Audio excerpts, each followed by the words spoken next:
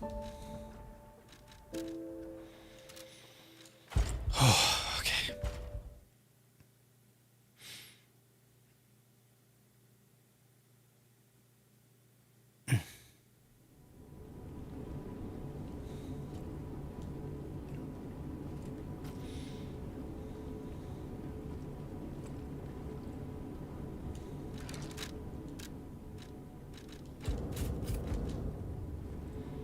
Ah, there you are.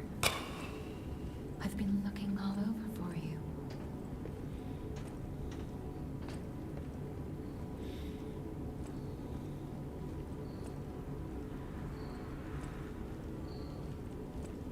I see my name, Jiminy. Please escort him to the hotel.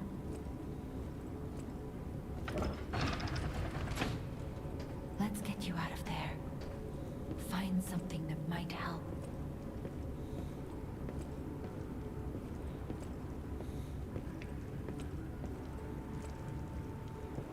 But this it'll be helpful. Thank you.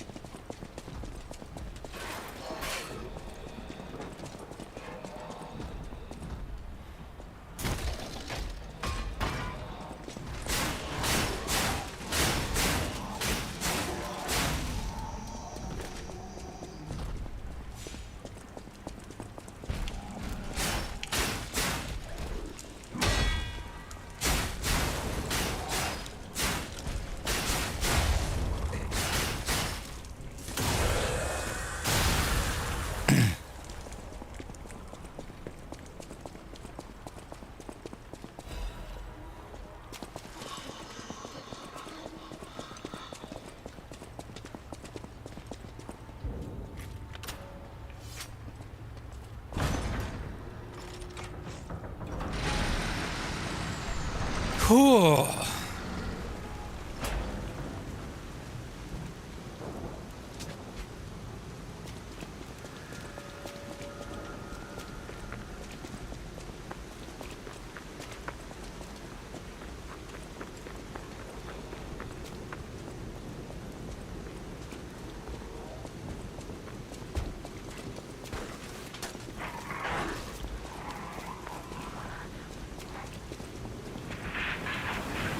I have not seen the new God of War DLC at all. I don't know anything about it.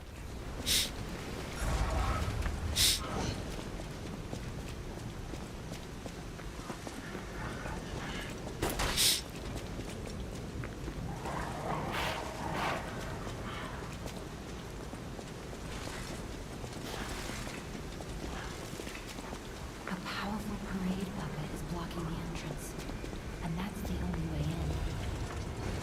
Hello there. I didn't think you ought to out here.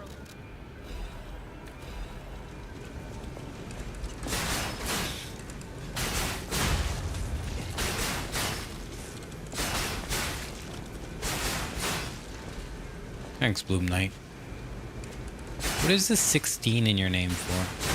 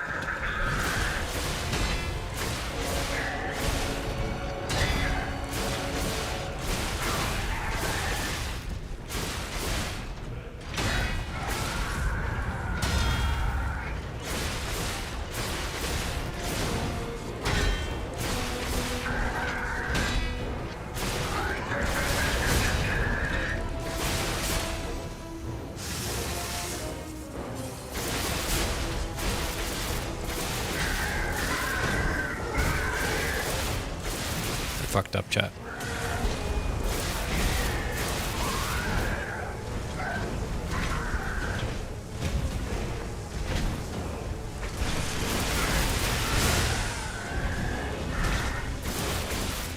Oh, it still worked out. Jesus. Is this game fun? Yep.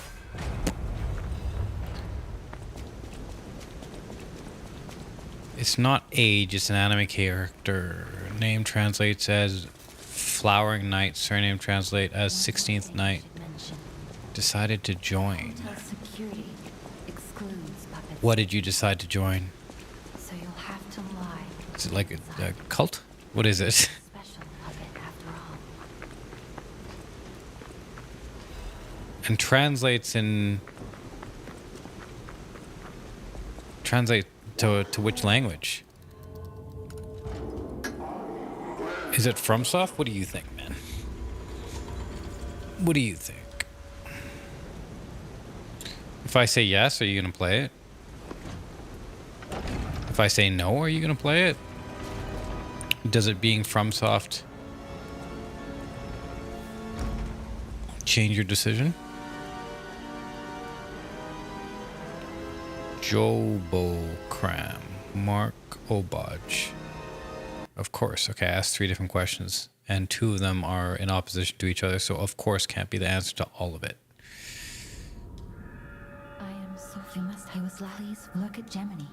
That's unknown. Wait, Crot, be careful. It's not FromSoft.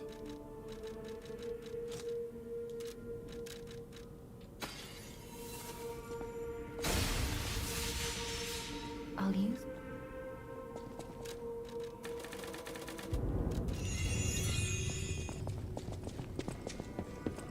I heard you should take. You must. Oh, I know my. If any of. I know my.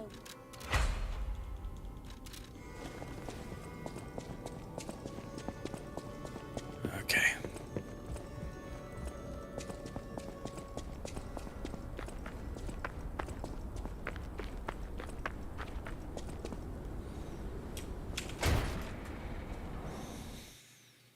Whew. No, join all that into one nickname. Oh, name is JP. It consists of several kanji characters. You take meaning of each kanji. It might be translated as I wrote. Ah, that's cool then. Good for you, man. Having a name that means something, huh? Well done.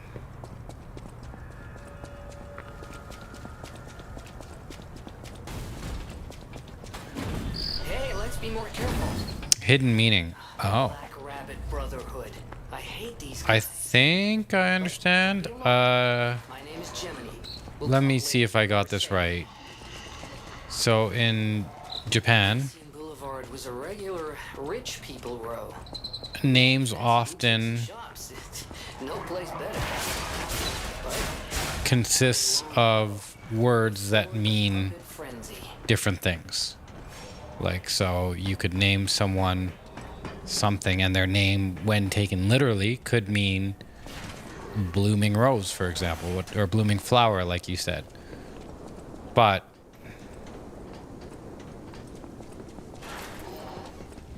it's when pronounced as, when stated as their name, it doesn't mean that. It just means their name. Is that correct? So you're saying your name translates to blooming flower, like your name in Japanese, it translates to blooming flower. So you would write it this way. I think that's what that means, right?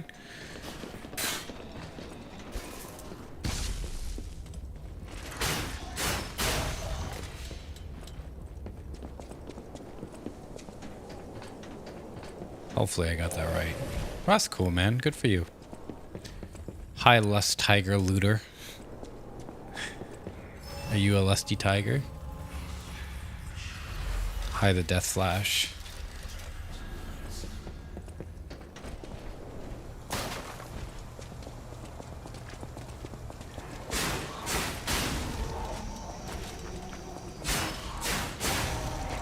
That's good, APOC Black. Good for you, man.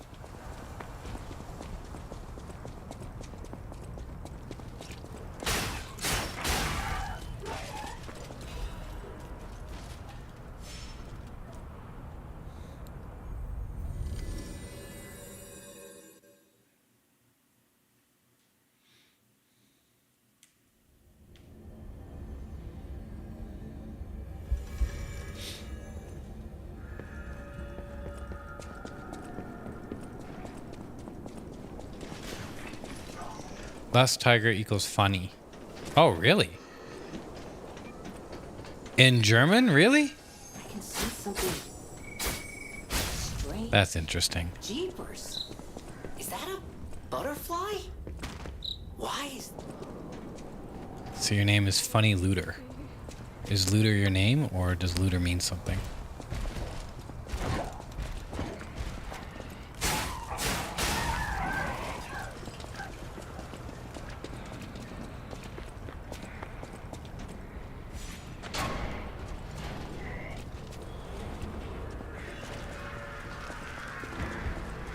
Come out, Geppetto! You got a lot to answer for!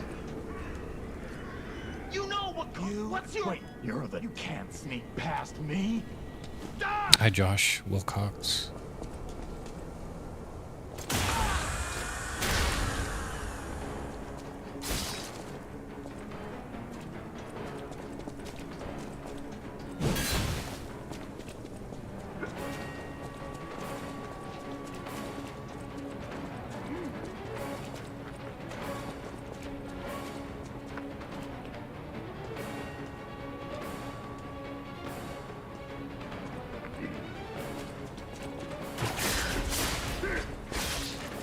That's not good.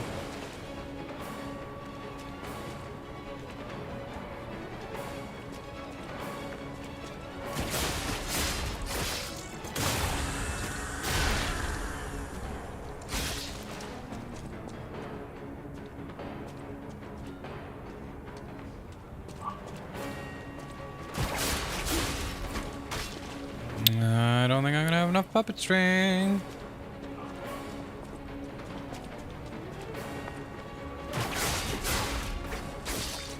my god.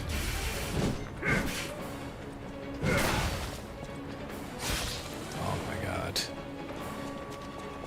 This is going horribly wrong.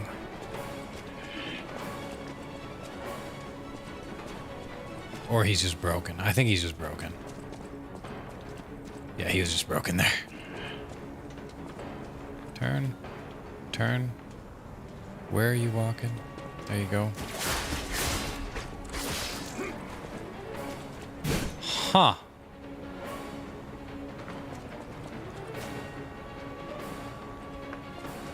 Okay, let's try not... Are you a dream or a nightmare? Stop showing up. Oh my god, this is just not working. Okay, you need to go the other way, sir.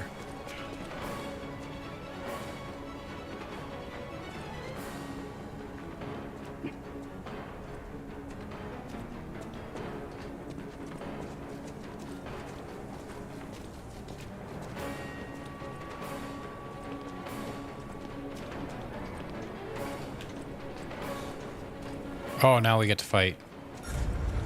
Very good.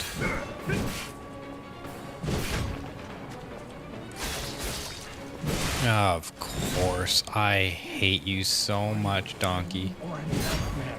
You're horrible.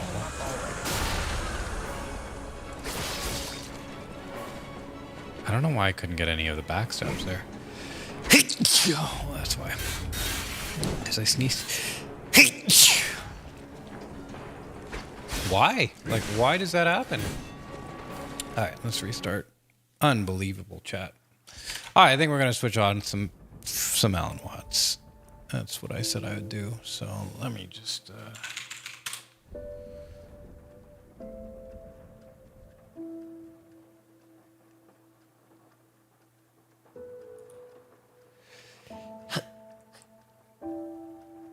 Hey! Ah, Jesus.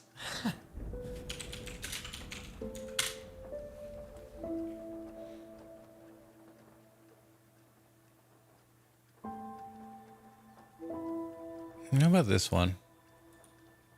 And other astronomers either say there was a primordial explosion, an enormous bang millions of years ago, billions of years ago, which flung all the galaxies into space. Well, let's take that. Just Thank you, Diamond Dogs. and say that was the way it happened.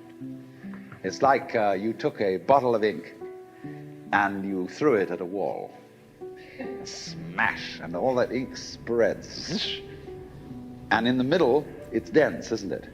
And as it gets out on the edge, The little droplets are finer. How's and audio, finer, guys? Is and it make more okay? Complicated patterns. See? So in the same way, there was a big bang in the beginning of things, and it spread. And you and I, sitting here in this room, as complicated human beings, are way, way out on the fringe of that bang. We're the complicated little patterns on the end of it. Very interesting. All over for you. But so we define ourselves as being only that. If you think that you are only inside your skin, you define yourself as one very complicated little curlicue, way out on the edge of that explosion, way out in space and way out in time. Jiminy, please escort him to Billions of years ago, you were a big bang. But now you're a complicated human being. get you out of there. And then we cut ourselves off, like this, and don't feel that we're still the Big Bang. But you are.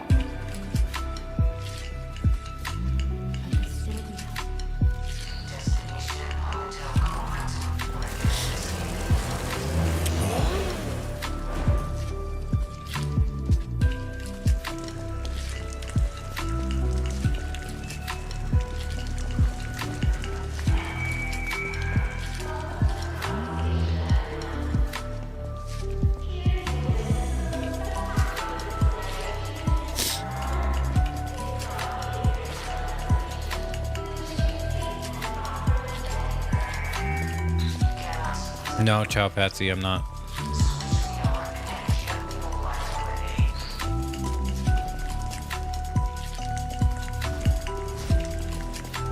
This is not game music, no. No. It is really good, though.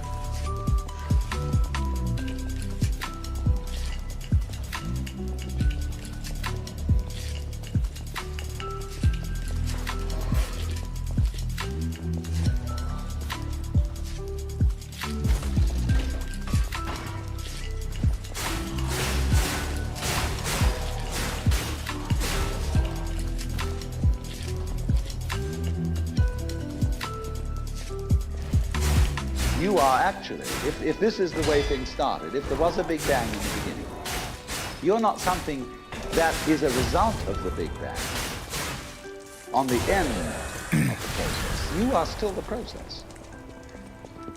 You are the Big Bang, the original force of the universe, coming on as whoever you are. See, when I meet you, I see not just what you define yourself as, Mr. So-and-so, Miss So-and-so, Mrs. So-and-so. I see every one of you as the primordial energy of the universe coming on at me in this particular way. I know I'm that too. But we've learned to define ourselves as separate from it.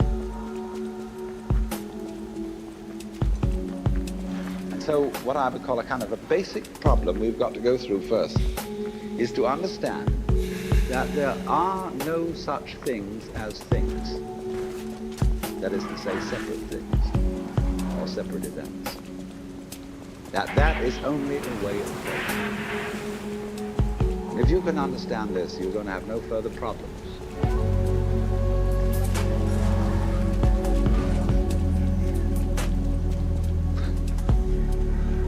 Do you like Tipper? What is Tipper?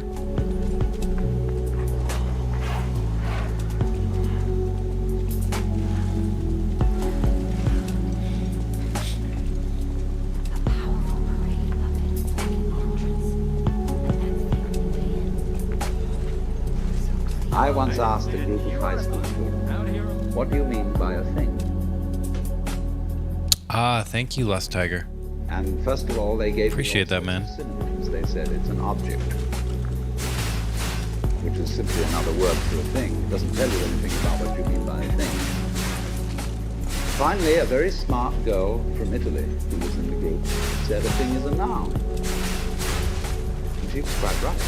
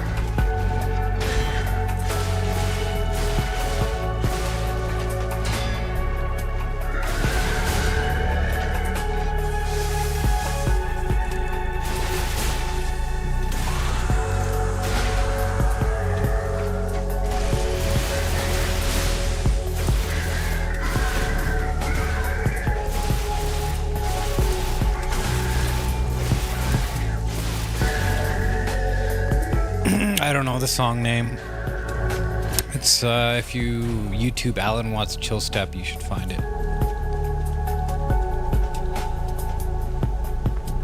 Instead of saying to you, you should be doing it another way than you're doing it, I will be saying, now find out the way you must do it and go that way. Now this is a general principle of an art. And we will find there is a kind of, there are limits to this art and how it can be used and so forth. But once the general principles are clear, there aren't many serious problems left. That if you begin to look at it in that way, you will begin to realize that ecstasy, by one road or another, is inevitable. That indeed ecstasy is, in a way, the nature of existence. There is a universe for the simple reason that it's extant. What else is all this fireworks about? It is just like music in this ecstatic thing going off. And you have to be certainly careful in a little way here that any initiation into a deep wisdom is apt at first to demotivate you. You think, what the hell am I doing? All these projects, building this up and that up, or doing something to save the world, or so on and so forth. Well, why? The whole thing is nonsense. Yes. Hi, Addie McFadden. I heard If you stick there, that's what they call in Mahayana Buddhism the Pratyeka Buddha. you must. Oh, I know my way. That means I the know my private way. Buddha, as distinct from Bodhisattva, who comes back into everyday life, as they say, for the liberation of all other sentient beings. Because when you know that all this is all right anyway, and that the situation is inevitable ecstasy, I mean, you're going to get it one way or another. Then you say, well, what was all the fuss about? You know? The fact remains that a lot of people just don't know that. Hi, quick. And are really hating life, not knowing how to handle hate. Hey, let's be more careful. The Black Rabbit And if you Brotherhood. are I at a hate certain these point, Hey, you Ty? know those other people are Don't be you. alarmed. My name is Chimney. We'll talk later, but we're safe. Elysian Boulevard was a regular rich people row. You wanted fancy boutiques and shops. And we get better. But that was long ago. Before the puppet frenzy.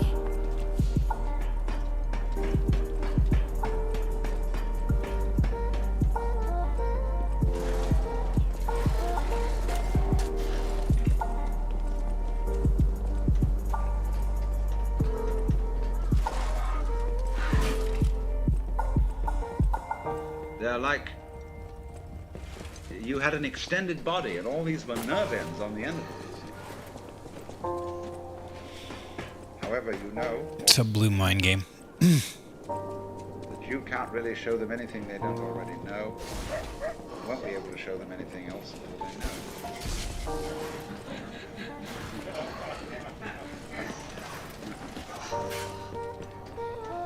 But then, the question, what shall I do, has now disappeared. It should have disappeared in the beginning, because there wasn't anything.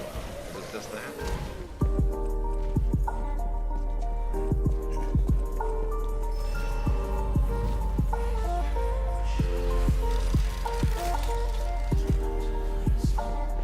Hi, Gio.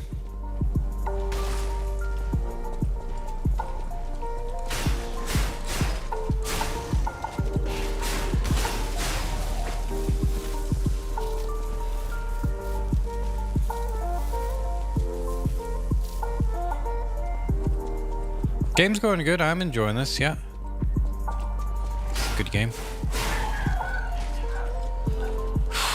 Just trying to get a run. That's why I'm listening to Alan Watts right now. I'm going to let Alan Watts entertain you. We'll just call it this. While I focus You will feel it. I'm also like exhausted. I just did a sauna. Tubes.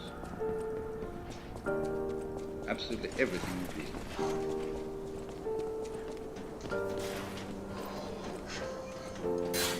I can see something strange. Are you Buddhist? I Well, whatever that is, wouldn't say I'm any religion. it's what the Chinese call Tao,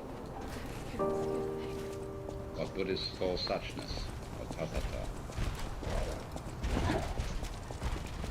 And it's a heaven.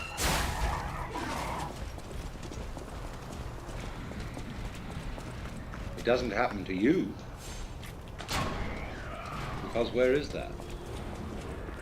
You, what you call you, is part of the heaven.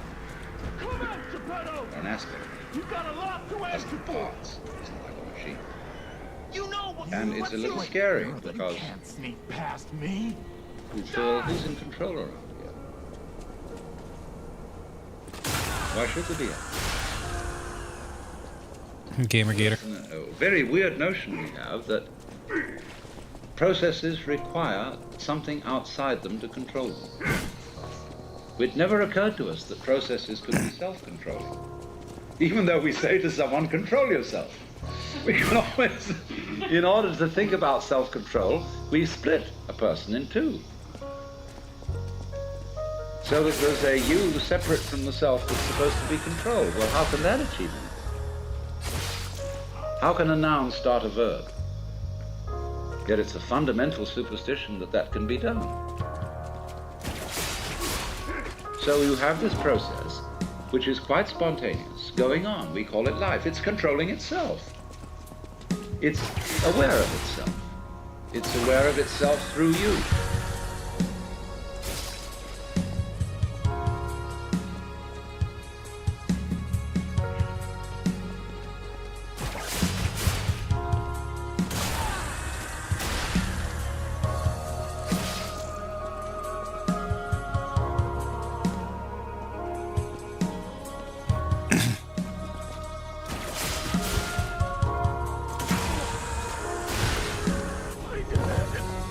Okay.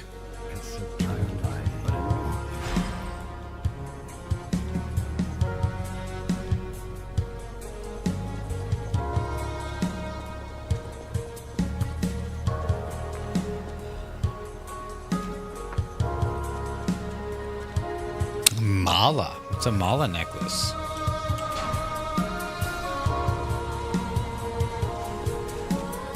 You are an aperture through which the universe looks at itself. And because of it's the universe looking at itself through you, there's always an aspect of itself that it can't see. Hi, Nightwalker. So it is we'll like see. that snake, you see, that is We pursuing will its tail. see. Because the snake can't see its head, like you can't. We always find, as we investigate the universe, make the microscope bigger and bigger, and we will find ever more minute things. Make the telescope bigger and bigger and bigger, and the universe expands because it's running away from itself. It won't do that if you don't chase it.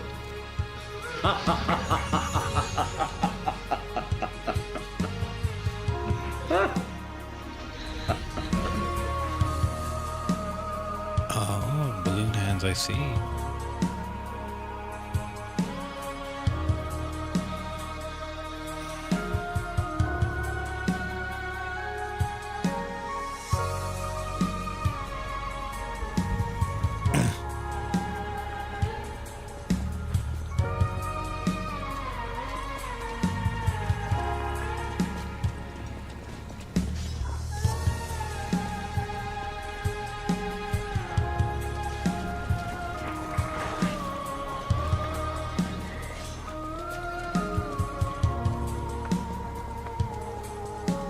So, it's very simple. You only have to understand that you can't do anything about it. And as they say in Zen, you cannot take hold of it, but you can't get rid of it. And in not being able to get it, you get it. So all these trials that gurus put their students through have as their ultimate object convincing you that you can't do anything. A guru gives people exercises, A, that are difficult but can be accomplished, and B, that are impossible. You'll always be hung up on the impossible ones, but the possible ones you will get a feeling of making progress, so that you will double your efforts to solve the impossible. And then they range things in many, many ranks and levels through which you can advance. This state of consciousness, that state of consciousness, I think of the degrees of masonry, or so on. Ranks, learning things, the different belts you get in judo and all that kind of thing. You can do that. And it gives people the sense of competing with themselves or even with others. Because of the feeling inside that there is just something I'm missing. And of course, if you are learning any sort of skill, and you haven't perfected the skill, there is indeed something you're missing. But in this thing that we're talking about, that isn't true. Because you, as the Buddhists say, are Buddhas from the very beginning.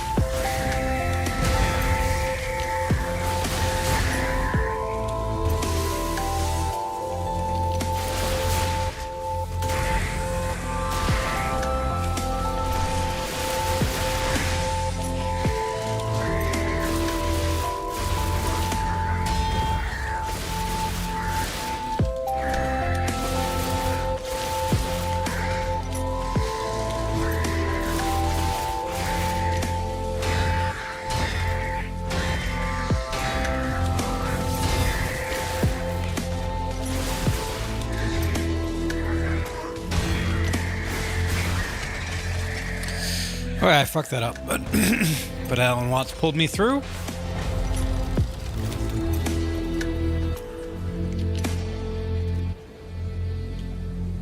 And all that searching is like looking for your own head, Justice stream then quick.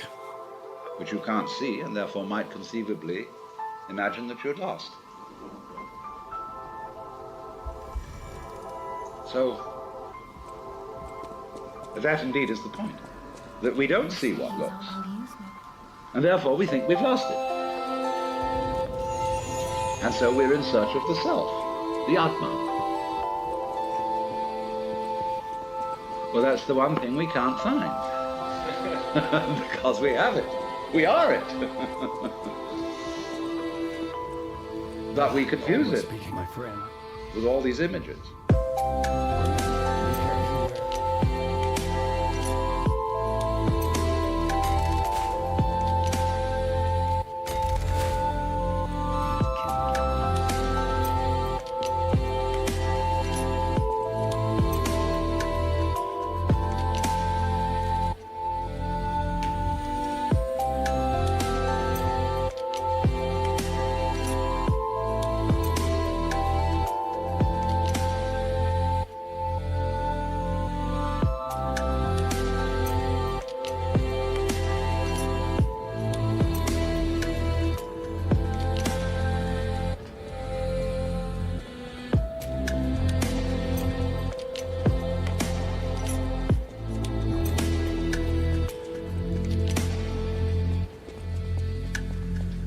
For one thing, the idea of a difference between matter and spirit.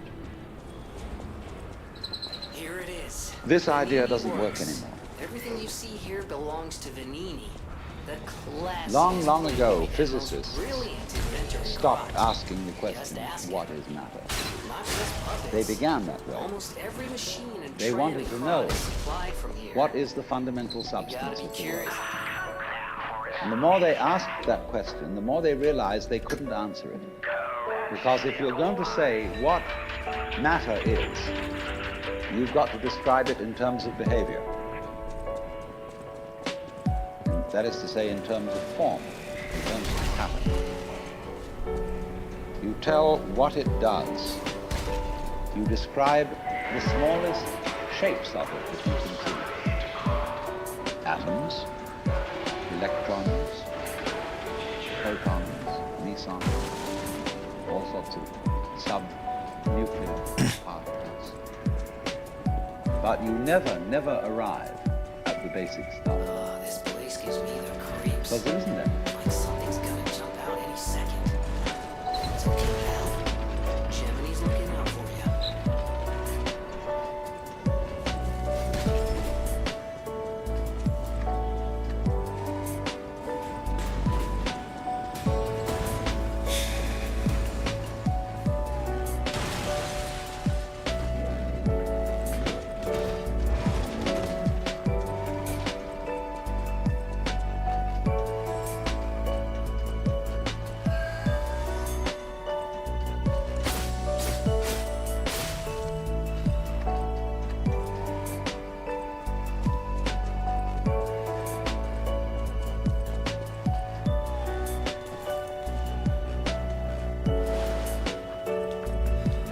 What happens is this. Stuff is a word for the world as it looks when our eyes are out of focus. Fuzzy. Stuff, the idea of stuff is that it's undifferentiated as some kind of groove. And when your eyes are not in sharp focus, everything looks fuzzy. When you get your eyes into focus, you see a form, you see a pattern. And so all that we can talk about is patterns.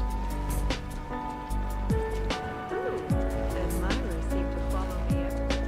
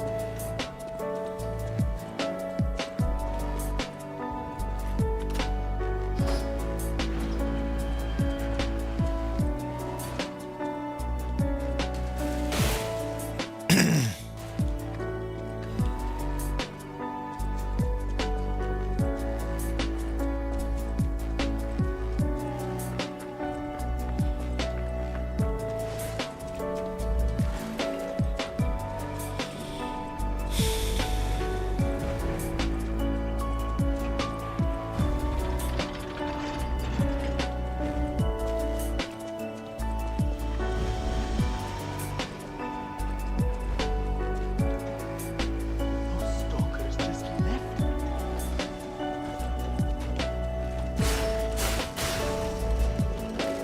If there is any such thing at all as intelligence and love and beauty, well, you found it in other people. I have to stop them. In other words, it exists in us as human beings. And as I said, if it is there in us, it is symptomatic of the scheme of things. We are as symptomatic of the scheme of things as the apples are symptomatic of the apple tree or the rose of the rose bush. The earth is not a big rock I picked up Mr. the puppets. infested with living organisms any more than your skeleton is bones infested with cells. The earth I heard he... is geological, yes, I but know my...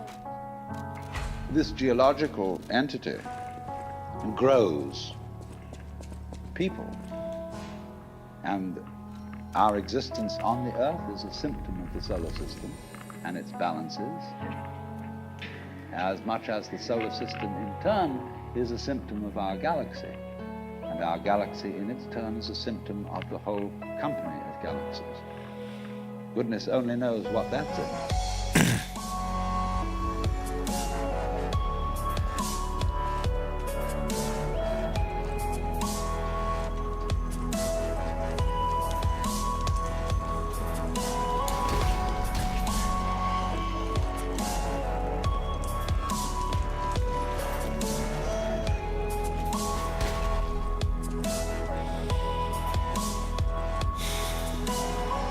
But you see, when as a scientist you describe the behavior of a living organism,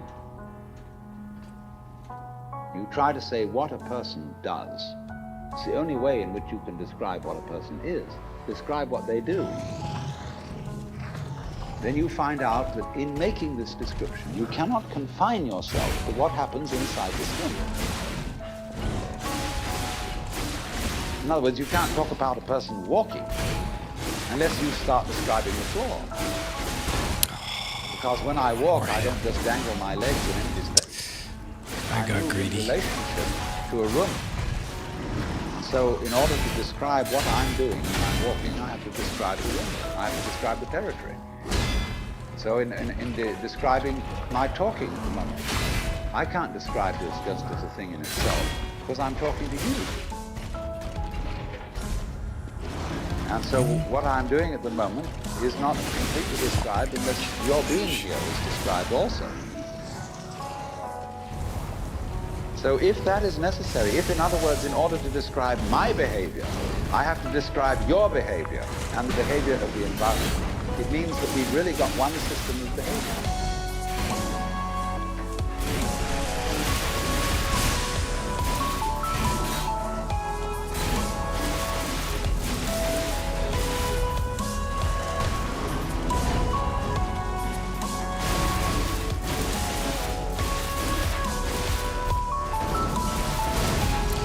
Okay. I took a hit there, unfortunately.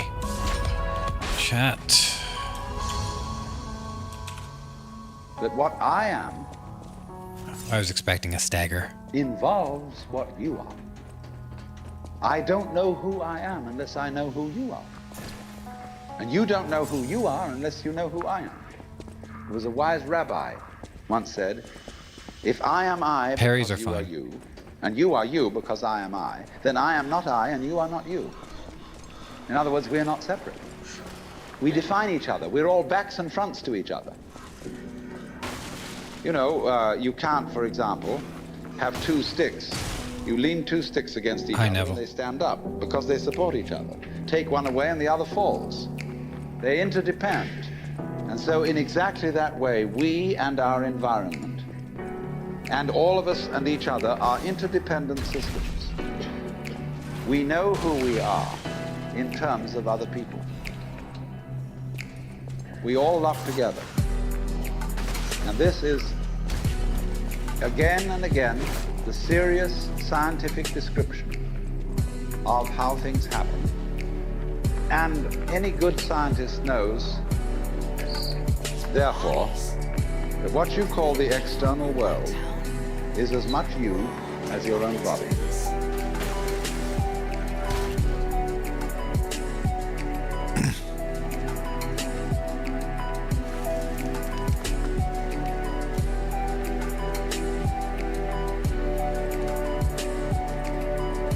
What's up, Fabian? Do you want to go there first? Are you? You've been. I am, even if it's child. Fabian, Fabian.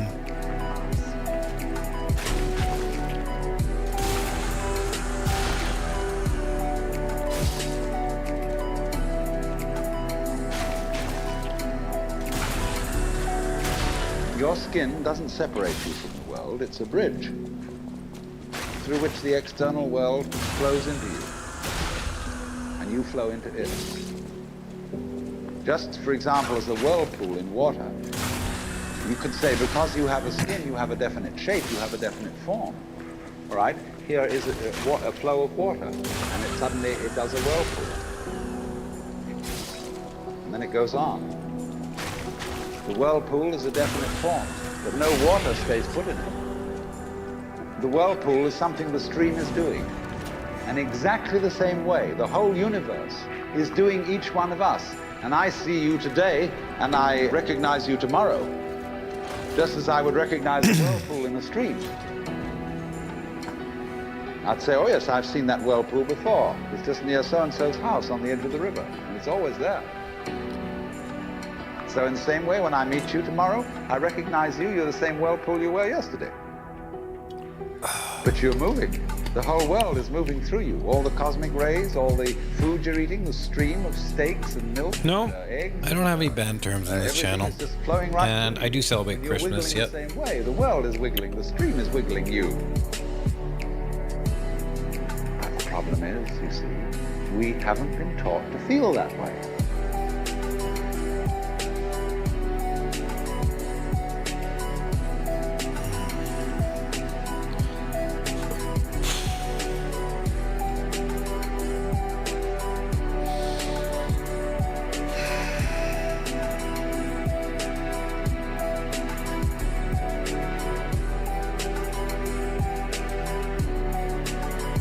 Thunder Chunky.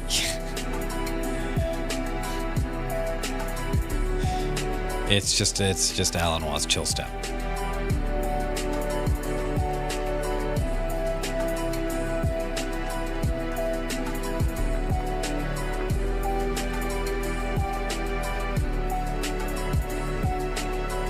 I don't know. Auto-infanticide.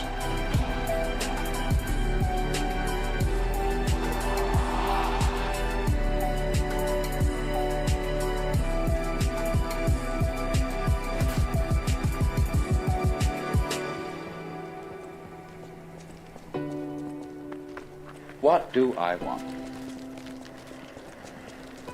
The answer is I don't know. When Bodhidharma was asked, "Who are you?" which is another form of the same question, he said, "I don't know. Planting flowers to which the butterflies come." Bodhidharma says, "I know not." I don't know what I want. But when you don't know what you want, you've reached the state of desirelessness. When you really don't know. You see, there's a beginning stage of not knowing, and there's an ending stage of not knowing. In the beginning stage, you don't know what you want because you haven't thought about it, or you've only thought superficially. Then when somebody forces you to think about it and go through and say, "Yeah, I think I like this, I think I like that, I think I like the other," that's the middle stage. Then you get beyond that. Say, "Is that what I really want?" In the end, you say, "No, I don't think that's it.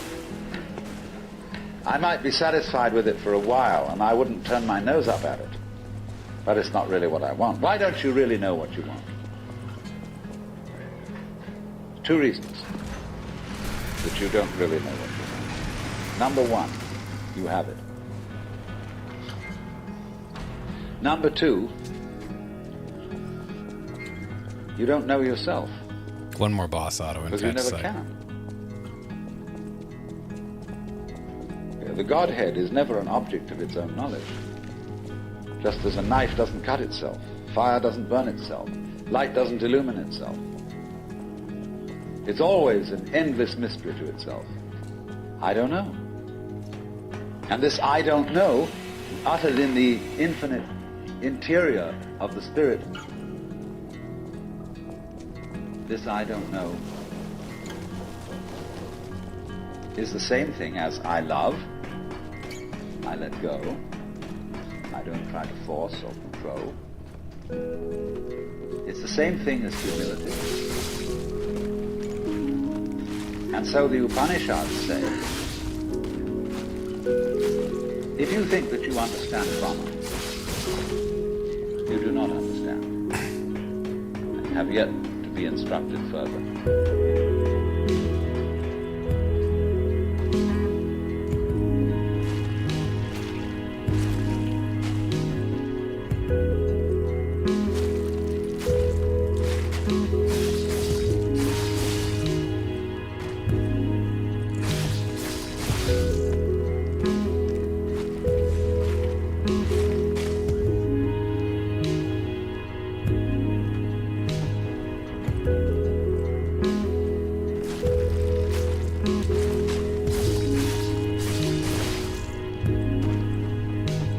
If you know that you do not understand, then you truly understand.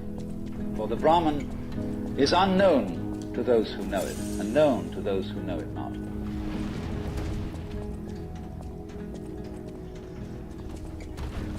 And the principle is that any time you, as it were, voluntarily let up control, in other words, cease to cling to yourself, you have an access of power.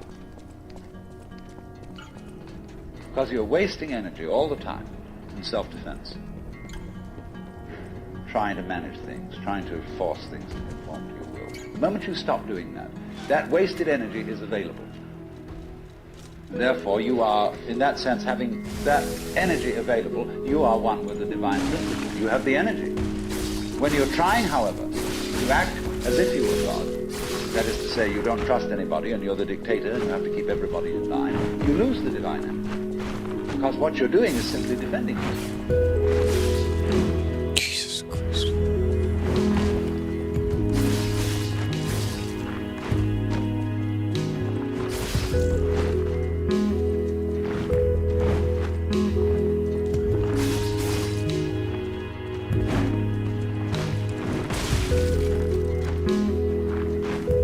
He fucking baited me.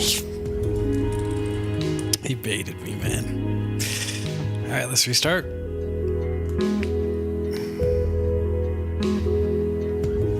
You want to see Laxasia real quick? I'll show you Laxasia real quick, okay? So then, the principle is, the more you give it away, the more it comes back. Now you say, I don't have the courage to give it away. I'm afraid. I think I loaded the wrong save file. And you can only overcome that by realizing you better give it away because there's no way of holding on to it.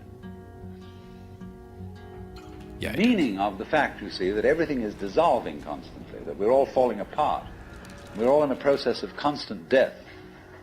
And that the world we hope men set their hearts upon turns ashes, or it prospers, and like snow upon the desert's dusty face, lighting a little hour or two is gone. You know, all that Omar Khayyam jazz.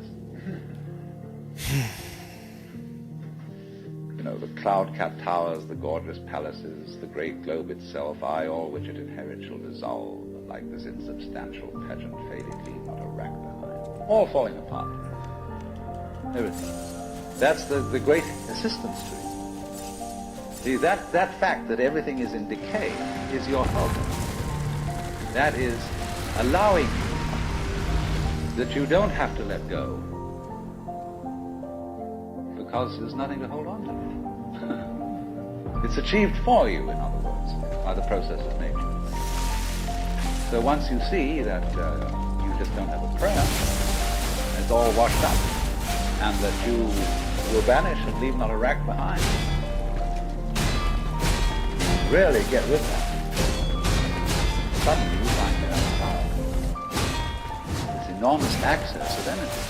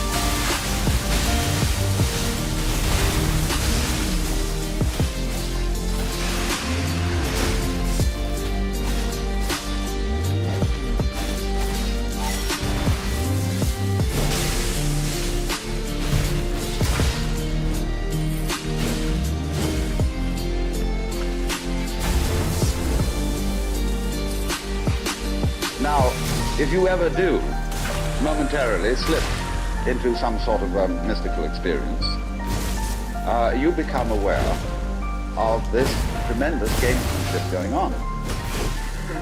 And you see it as sort of continuous with all sorts of cosmic games that are going on, of creatures eating other creatures up, and the creatures that get eaten, of course, transform themselves into the creatures that eat them, and then in turn eat other creatures.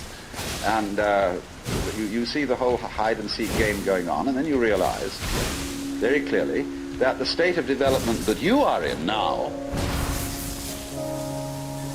is no better and no worse than anybody else's state. Because it's like space again. Which planet is in, or which star is in the best position? Well, it's all equal.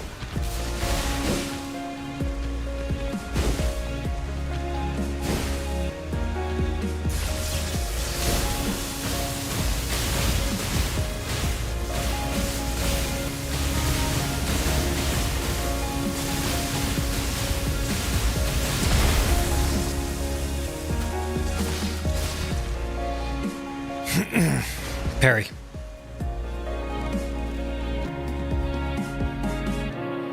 Any point on a sphere is the center of the surface of the sphere. So, in the same way, everybody, Thanks, Thunder in Chunky. all his behavior, whatever he's doing, whether Wrong we button. call him from a certain point of view sick, or whether we call him healthy, whether we call him good or bad, neurotic, normal, psychotic, sane, all the manifestations are just like the leaves on the trees. And in each being in a unique way is, as Christians would say, manifesting the will of God.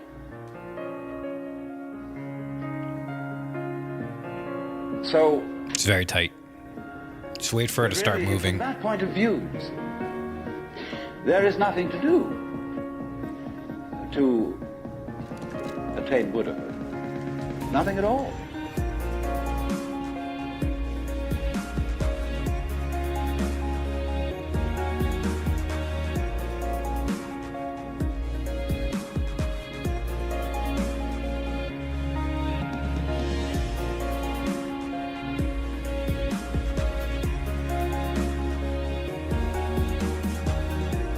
Keegan, thanks for the $5, man.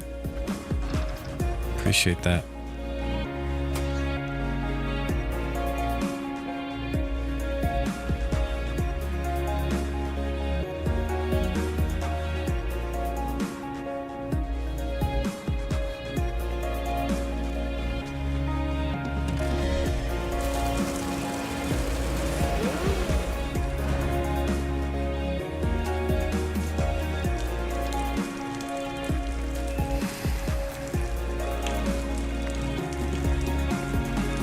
But you see, that's very difficult to understand, because a lot of people, when they hear that there's nothing to do, try to do nothing. And you can't. Because you are karma, and karma means action. You can't do nothing. But the thing you're looking for, or think you're looking for, is what you're doing. Is what's called you.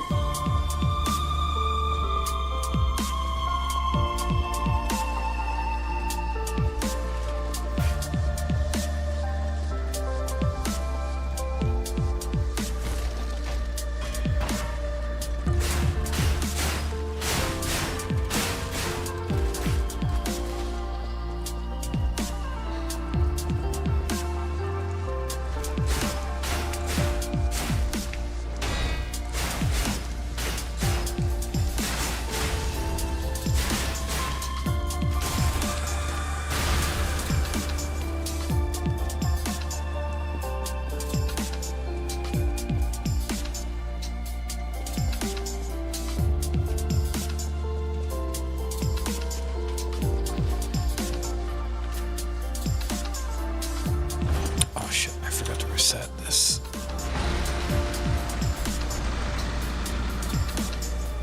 Only, of course, as we all know, we've got ourselves into the idea Umbrella's not the best. that oneself is so difficult to see.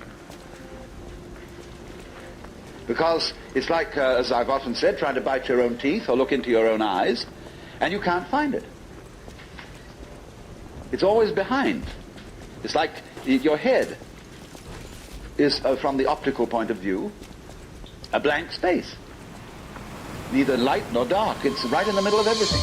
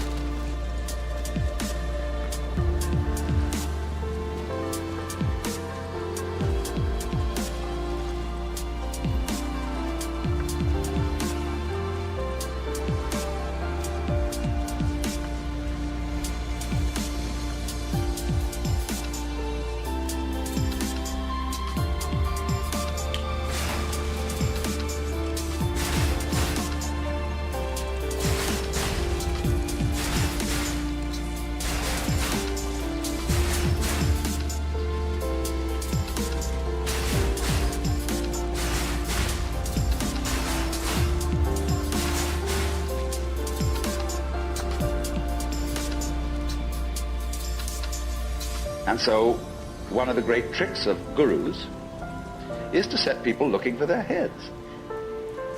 There's a famous story of a king in India in ancient times called Yajnadatta. And one morning he woke up and reached out for his mirror and brought it over. No head. He was looking at the wrong side of the mirror. And you know, he was kind of bleary-eyed and had a hangover. So he summoned servants and said, "Ye gods, I've lost my head. Find it." And they said, "But Your Majesty, it's there on your shoulders." He said, "It is not. I can't see it in the mirror. Nobody can show me my head." So they were rushing all over the place, looking for the head. Now the trick to that is, of course, that you are perfectly well aware of your head, only not in a form in which you expect to be aware of it. You expect to be aware of your own head in the same way as you're aware of other people's heads. But that wouldn't be true of you, because you've got an inside view on your head. You have an outside view on other people's heads, because, of course, you're taking an inside point of view. Beat up the dummy for But Fable. the way in which you are What's up, aware Guillermo? of your head is in terms of what you are seeing and hearing. Because all sights and all sounds are what the nerves inside your head are doing. That's how to be aware of one's head. You are aware, therefore, of yourself, the mysterious self that you have, in terms of experience. Because there isn't really any difference.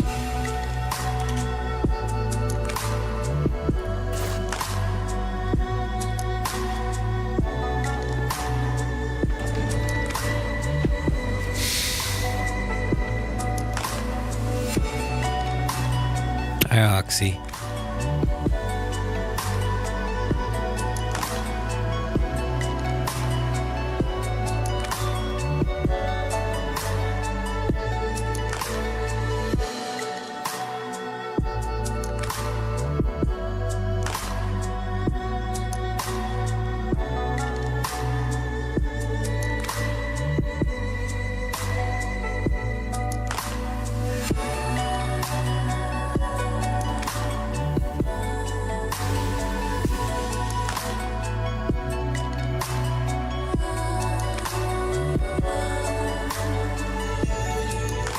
But that always escapes people, you see. So perpetually, so long as you don't understand that, you can be talked into going on to all kinds of weird excursions. And just so long as you believe it, you're a sucker. You're hooked. And it takes a tremendous inner confidence and nerve finally to say, "Hey, don't pull that stunt on me anymore. I see through your game."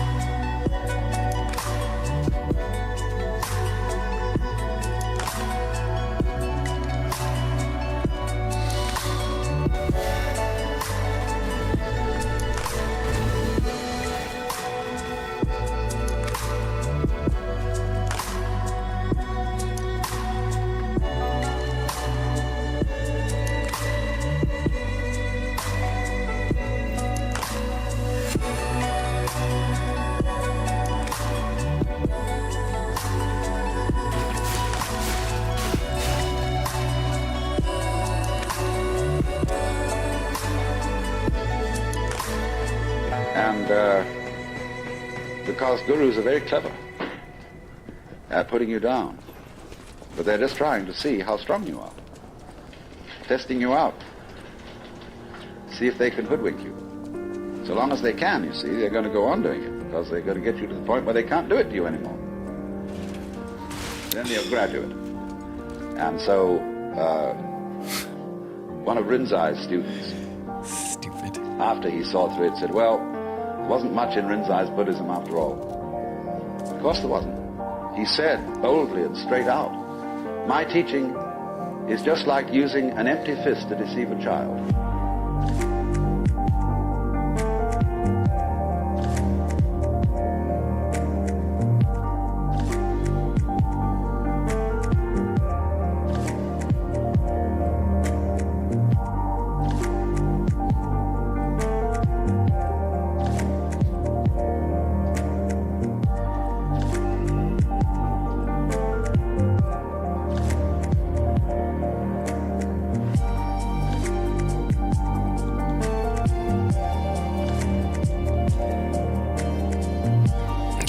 Oxy. So you guys gotta say hello for me, okay? Don't worry about me. I won't be talking to you too much. Kill the stream. You know, when you play games with a child and pretend you've got something here, the child goes into all kinds of tizzy to get you to open your hand and show what it is, and then there's nothing. Food. So you can be fooled, as long as you can be fooled. When you can't be fooled, you don't ask the question anymore, because it's all become clear. It's all become clear that there is no puzzle about this universe.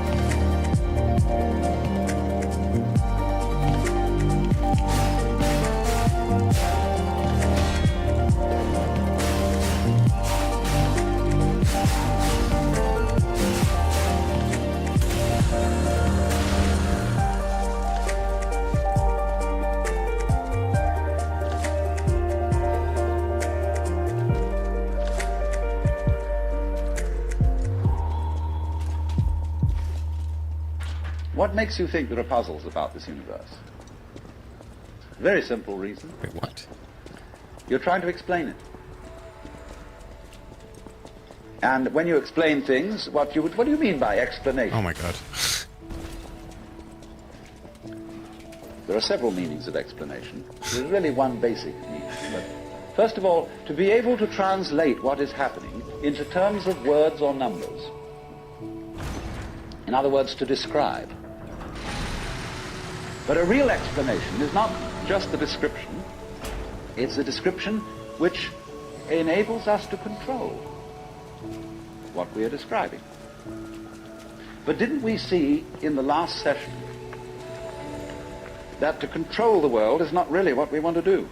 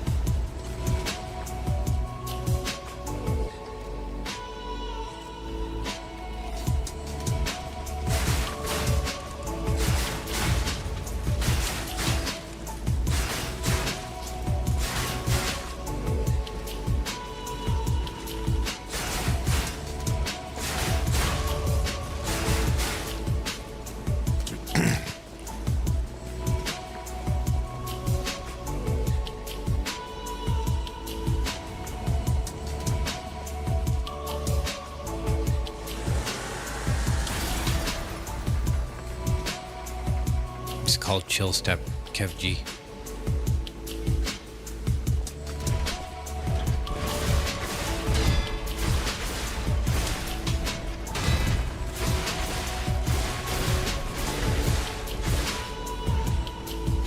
So that if all explanations have as their function enabling us to control things, then maybe an explanation isn't what we wanted. And furthermore, you can very simply see that what makes things complicated is explaining it.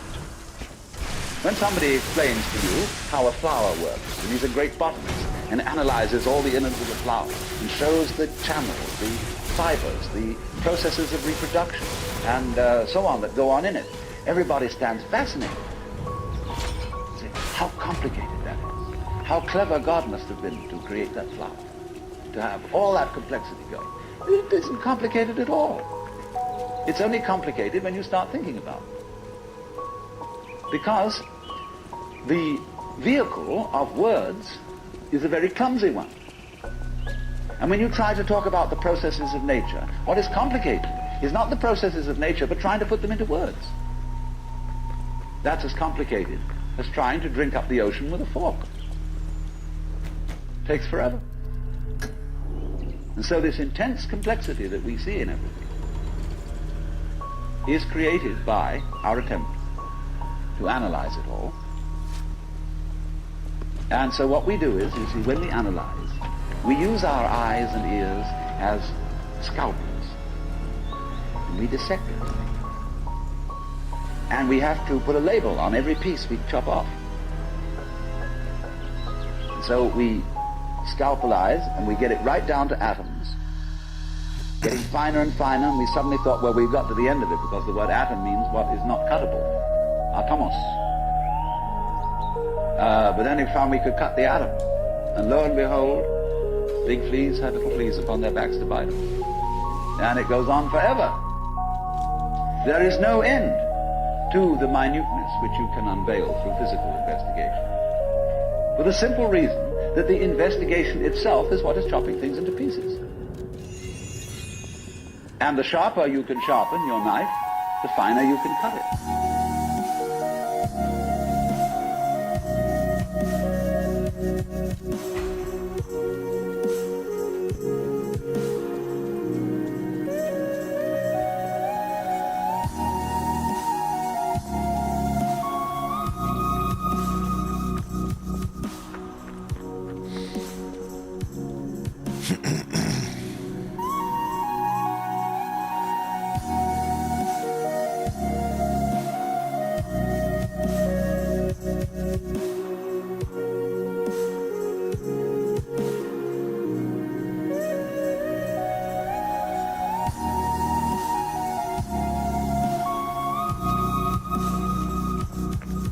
And the knife of the intellect is very sharp indeed.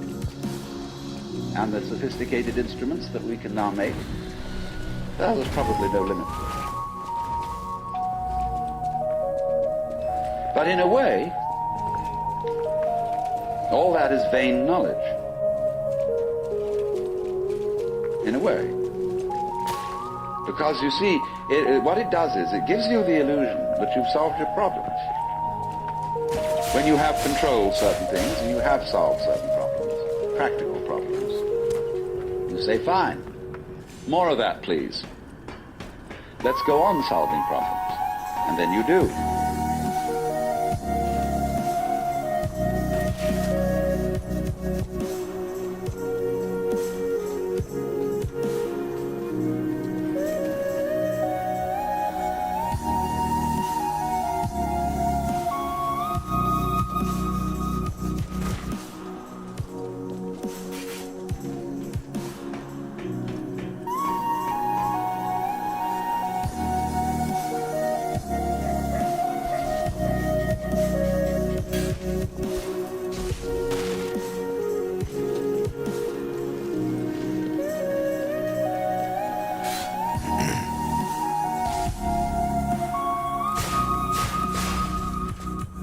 Back in 1958, I was in Zurich,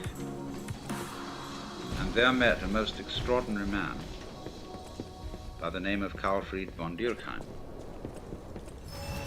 He was a former German diplomat who had studied Zen in Japan. And when he came back after the war, he opened a meditation school and retreat in the Black Forest. He said, well, tell you what, a lot of my work has to do with people who went through spiritual crises during the war. And he said, you know, we all know that when a person's in an absolutely extreme situation and they accept it, there is a possibility of a natural Satori. And that's what I mean when I was explaining that when one gets to an extreme, that is to say, to the point where you realize that there is nothing you can do about life, nothing you could not do about life, then you're the mosquito biting the iron bull. Well, so in the same way he said, look, you heard a bomb coming at you. You could hear it whistle. And you knew it was right above you and headed straight at you and that you were finished. And you accepted it. And suddenly, there was a strange feeling that everything is absolutely clear. You suddenly see that there isn't a grain of dust in the whole universe that's in the wrong place. That you understand completely, absolutely, totally what it's all about. Because you can't say what it is. But he said in so many cases the bomb was a dud and they lived to tell the tale. Or he said you were in a concentration camp. You've been there so long that you gave up all hope whatsoever, ever getting out. You were just going through this miserable, boring, degrading grind. Week after week after week. Nobody paid the slightest attention as an individual. You knew you would never get over, and you accepted it. And suddenly, something changed. Freedom. Freedom.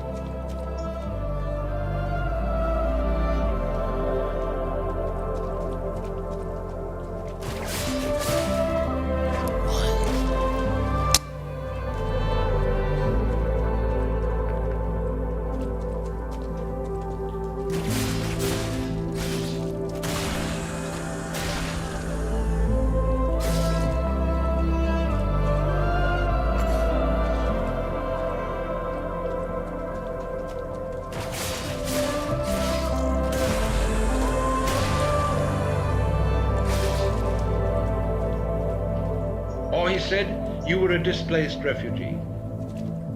You had lost your family. You didn't know whether they even existed. You were miles from your home. You didn't know whether it existed. You had lost your job, your very identity. You were absolutely nowhere. And you accepted it. And suddenly, you were as light as a feather and free as the air. Now he said, so many people have had those experiences and they talk about them to their families and friends and they say, oh, well, you were under terrific pressure and you probably had some hallucination, you know? Well, he said, I am showing those people that so far from having a hallucination, those were a few occasions in which they woke up. So, you see, this is always the opportunity presented by death. That if one can go into death with eyes open and have somebody help you if necessary to give up before you die, this extraordinary thing can happen. So that from your standpoint, in that position at that time, you would say, I wouldn't have missed that opportunity for the world. Now I understand why we die. The reason we die is to give us the opportunity to understand what life's all about. By letting go. Because then we come to a situation that the ego can't deal with. When we are no longer hypnotized by that, then our natural consciousness can see clearly what all this universe is for.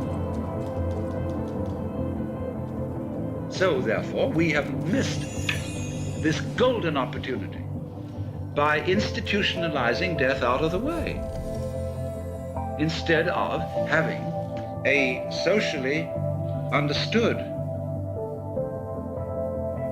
acceptance of death and rejoicing in death. Now, I could imagine that one person would want to rejoice in death in an entirely different way from another. Like, say, a wedding is a rite of passage. There are certainly some forms of celebrating a wedding which I would find a total bore and quite offensive.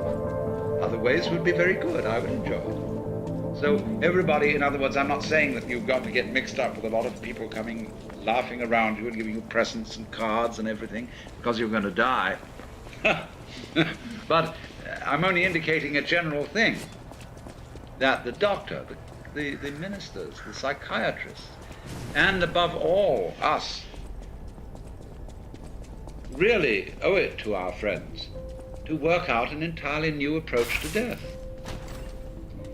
Because what has happened, you see, from earliest childhood, the child learned that great uncle was dying and saw the family put on long faces and say, oh, even Christians who think they're going to go to heaven, you know, they get absolutely morbid, more so than anybody else about death, because heaven, as they all know, is a very boring place. And so this frightful thing,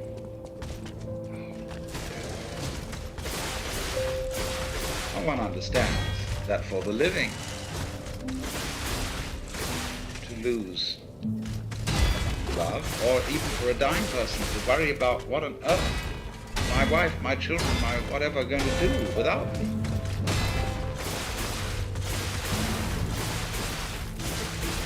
One can understand a certain worry in that. But nobody is indispensable. And there comes a point when you have to say, I'm sorry, but I am completely going to abandon responsibility for anything. Because there is no further way I can do it. It's another way of that surrender.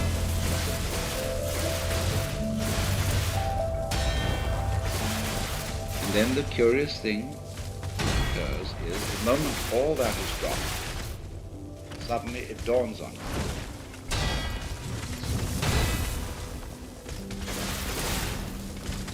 that to be important, existence does not have to go on. Quantitative continuity is of no value. Too bad. How long can you hold your breath? Who cares?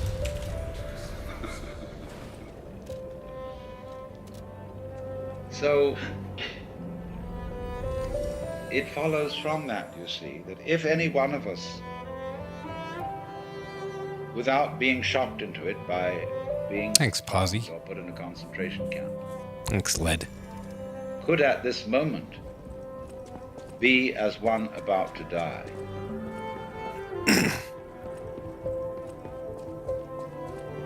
genuinely and honestly, we would understand the mystery of life.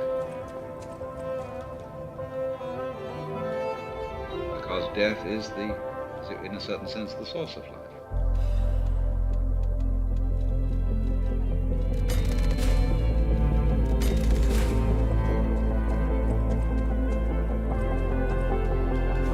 You run no hits? I used to.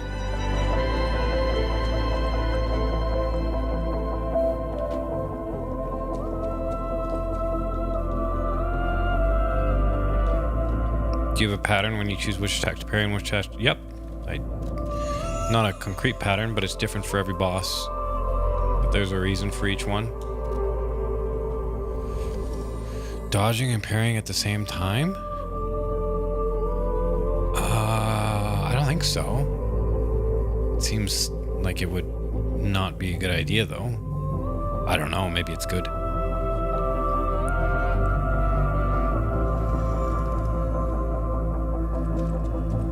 What's up, Matthew? Can you give an example? The second phase of Andreas, I dodge because his attacks look the same, but the timings are slightly different. So it screws with your brain.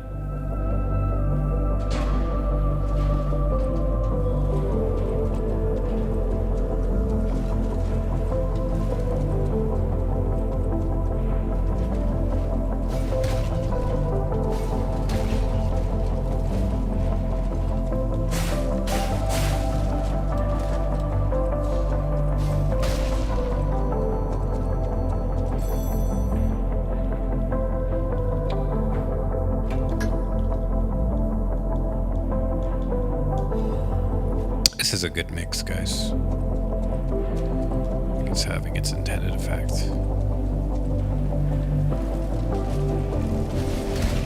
Feeling a little bit better than I was before. For sure. What's up, Brian?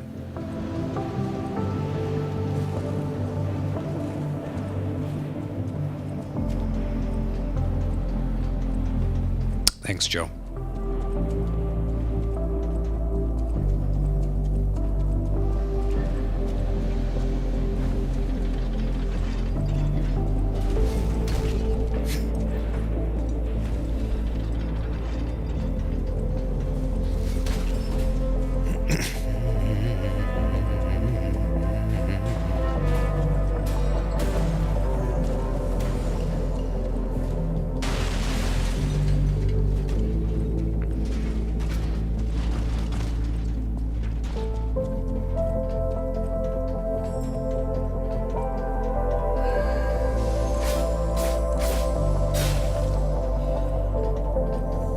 Dodges more iframes, yep.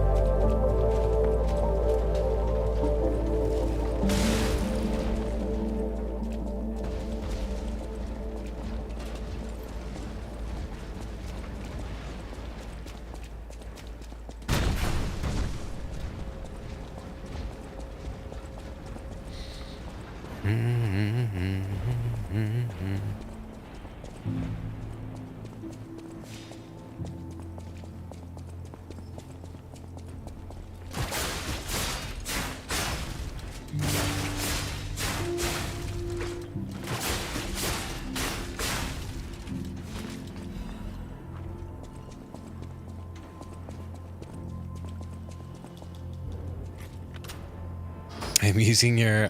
When did I make that sound, Posy? It's good. I'm happy, man. Happy you got something out of it.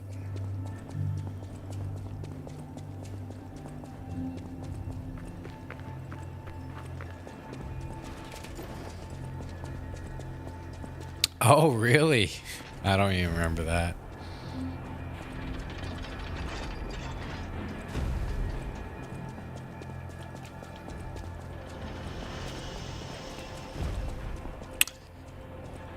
Man, the beginning of this game is a nightmare.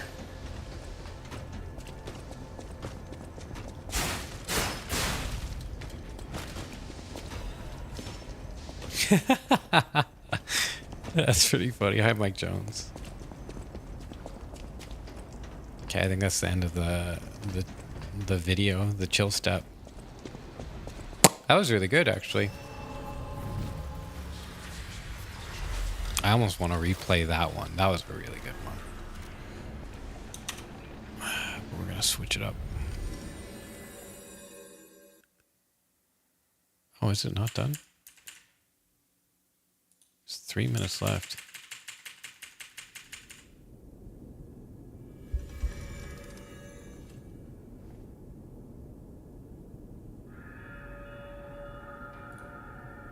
If you think that you are only inside your skin, you define yourself as one very complicated little curlicue, way out on the edge of that explosion, way out in space and way out in time. That's the exact same one, isn't it? Billions of years ago, you were a big bang.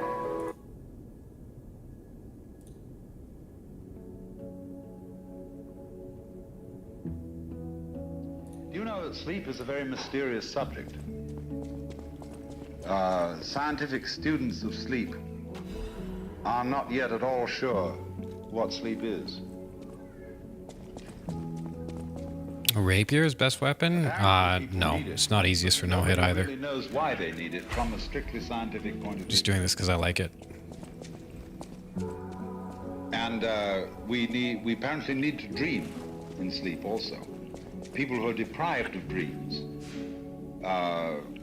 get very, very restless and unhappy. But we're not quite sure why we need dreaming. I mean, we've got all sorts of theories, the Freudians and the Jungians and so on. They think they know why we need to dream. But it hasn't been really rigorously established scientifically why we do, or why we need to sleep. But from a naive point of view, you could say, of course I need to sleep. Because after I've had a whole day of business and friends and work and so on, it's just too much. There's too much input. I want to digest it. And while I'm digesting it, I don't want any more input. I don't want any more information. So I want to be turned off. That's, one of those simple common sense things that everybody knows, but has not yet been fully explained. So sleep is this marvelous thing that we have, which is a forgettery process that is apparently essential to our psychic health every 12 hours or so. And if you don't get it, you start getting worried. As a matter of fact, insomnia is a thing that is rather curious. Because if you do get insomnia, the worst thing of all to do is to worry about it. Invariably, if I can't sleep, I don't try to do it. I get up and work. Or do something. Or I read a very difficult book, especially one that is big, weighs a lot.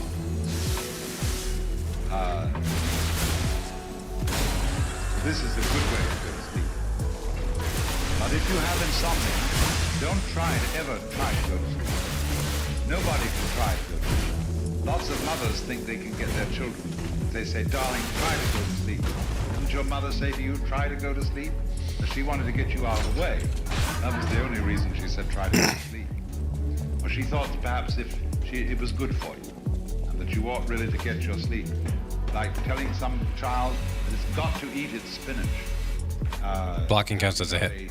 The child can start chewing and chewing and chewing on meat or spinach, which tastes of nothing, and it chews it into an absolute hard, stiff pulp, and there's just nothing to be done with it except spit it out. And, they've already extracted by their teeth instead of their stomach all the vital juices through the thing, and all that remains is roughage.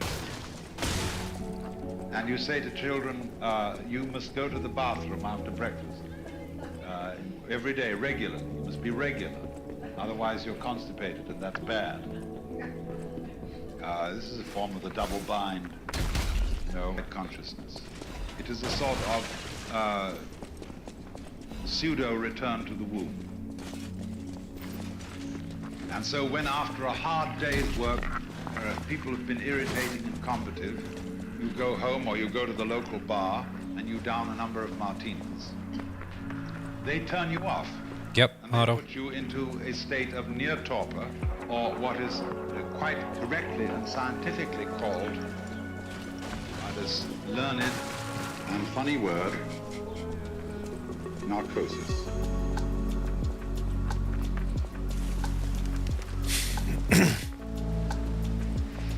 Narcosis, narcissus, is connected with narcosis. It means torpor, reduced consciousness, reduced sensory input. And the reason why Narcissus is associated with narcosis is that Narcissus, when he saw his reflection in the water, didn't know it was himself. And he became so fascinated by this image that he became unaware of everything else. He got hung up, or shall we say, to use current slang, hooked on his own image. And he didn't know it was his own image. That was the only reason he could get hooked on it.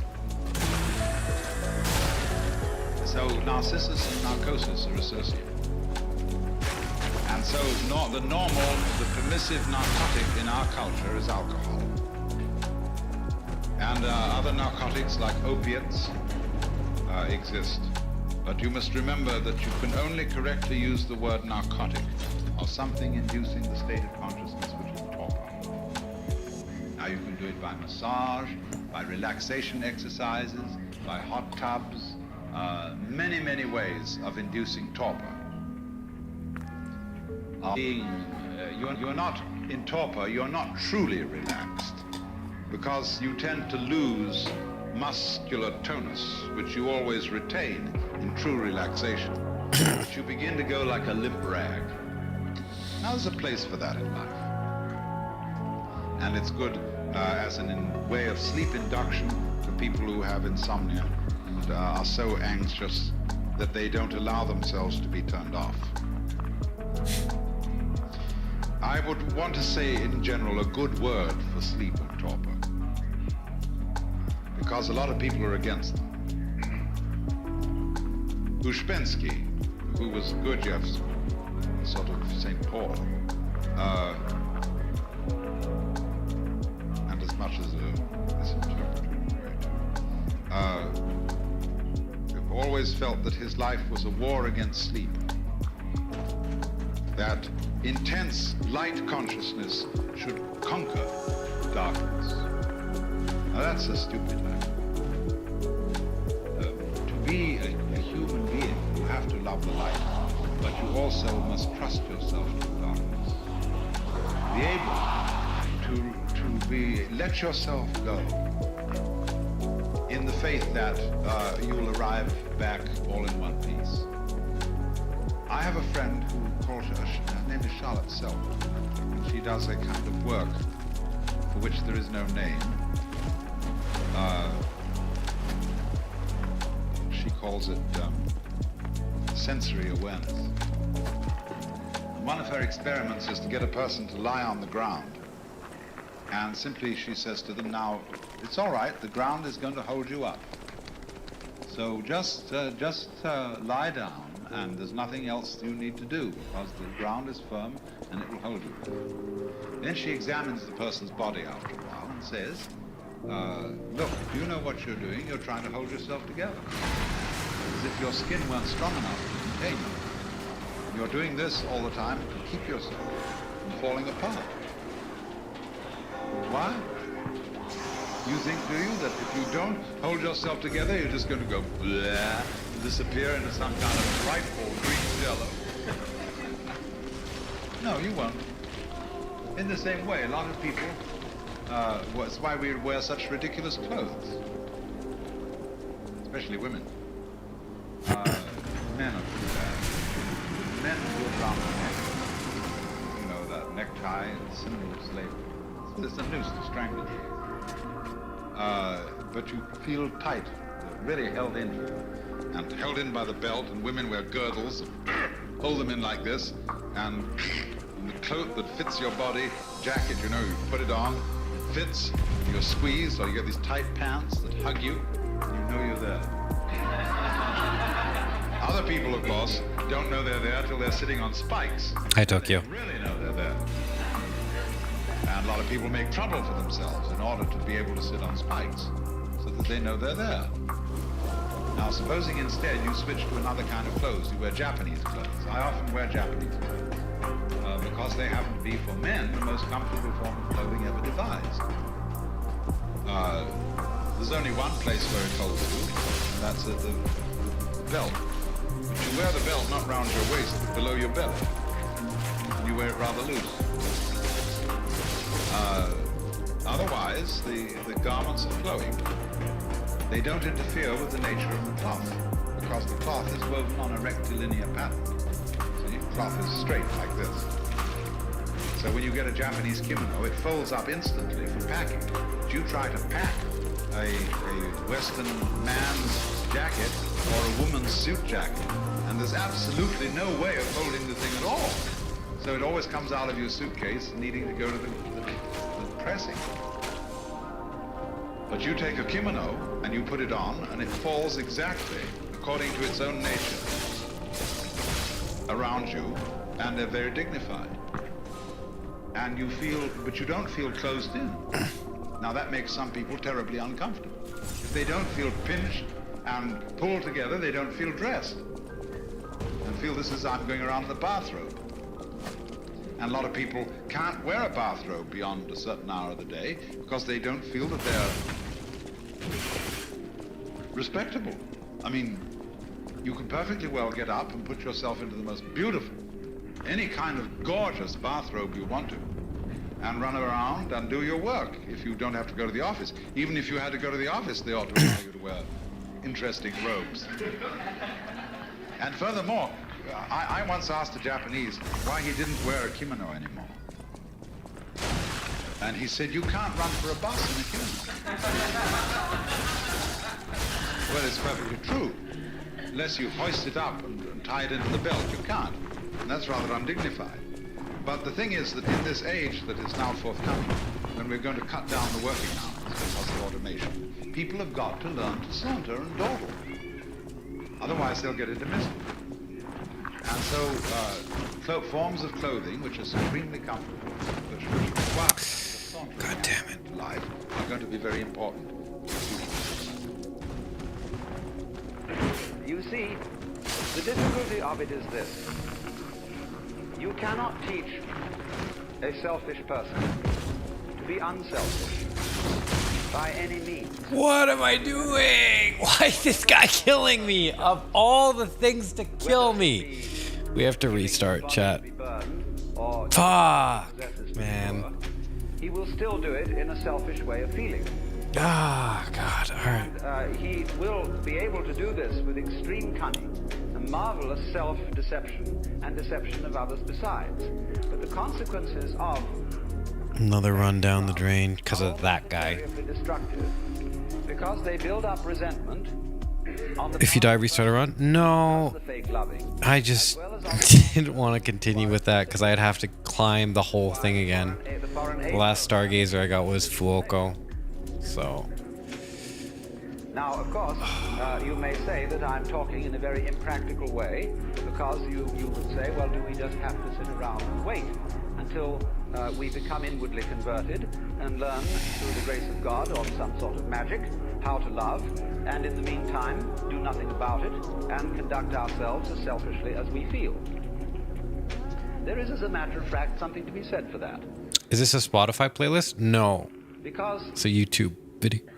It's just Alan Watts Chill Step. in the whole of this is honesty. And the reason why the Lord God says at the beginning of things, thou shalt love the Lord thy God with all thy heart and with all thy soul and with all thy mind, is not because the Lord God is stupid, but because he's very clever. That which appears to be a commandment is actually a challenge, or what in Zen Buddhism would be called a koan, a spiritual problem. Because if you exercise yourself resolutely in trying to love God and or your neighbor, you will find that you get more and more tangled up. You will realize increasingly that the reason why you are attempting to obey this as a commandment is that you want to be the right kind of person. And obviously you want to be the right kind of person for your own reasons. And so if you do, in the first place, feel selfish and come to the conclusion, as a result of trying various experiments with love, that you love yourself more than anybody else, the proper thing to do is to investigate your self-love. Find out why you love yourself and what you mean by yourself when you say you love yourself. For the reason is this: love is not something that is a sort of rare commodity. Everybody has it. Existence is love. But it's like water flowing through a hose. It depends in which direction you point it.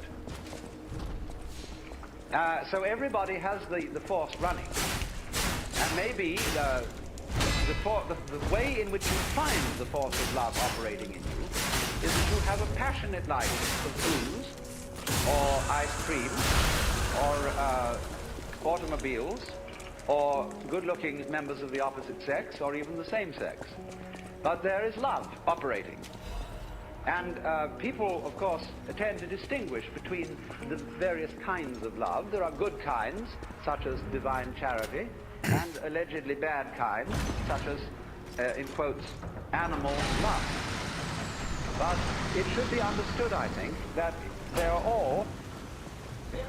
A great deal of damage is done in practical human relations by saying that you love people, when what you mean is that you ought to. And you don't really. You give the wrong impression, and people begin to expect things of you which you're never going to come through with. We have been taught, for example, that we ought to love our enemies.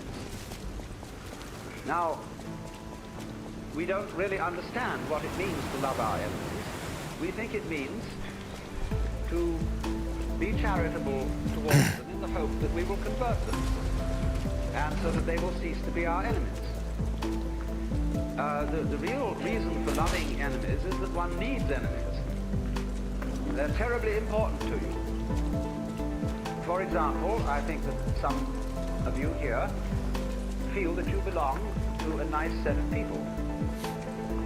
It may be an ordinary kind of bourgeois coterie of pleasant squares, or it may be a church group of some kind, a club, or a special cult, or just a group of friendly drinkers. Probably a shot put auto.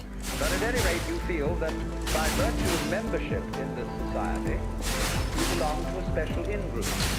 Damage from the environment doesn't count. So if I get damage from like a poison swamp or something, that's not considered a hit. When you consider what nice people talk about when they sit around the dinner table and have an opportunity to nurture their collective ego, you will find that the most fascinating topic of conversation is the nasty people. If that's from an enemy, it's different.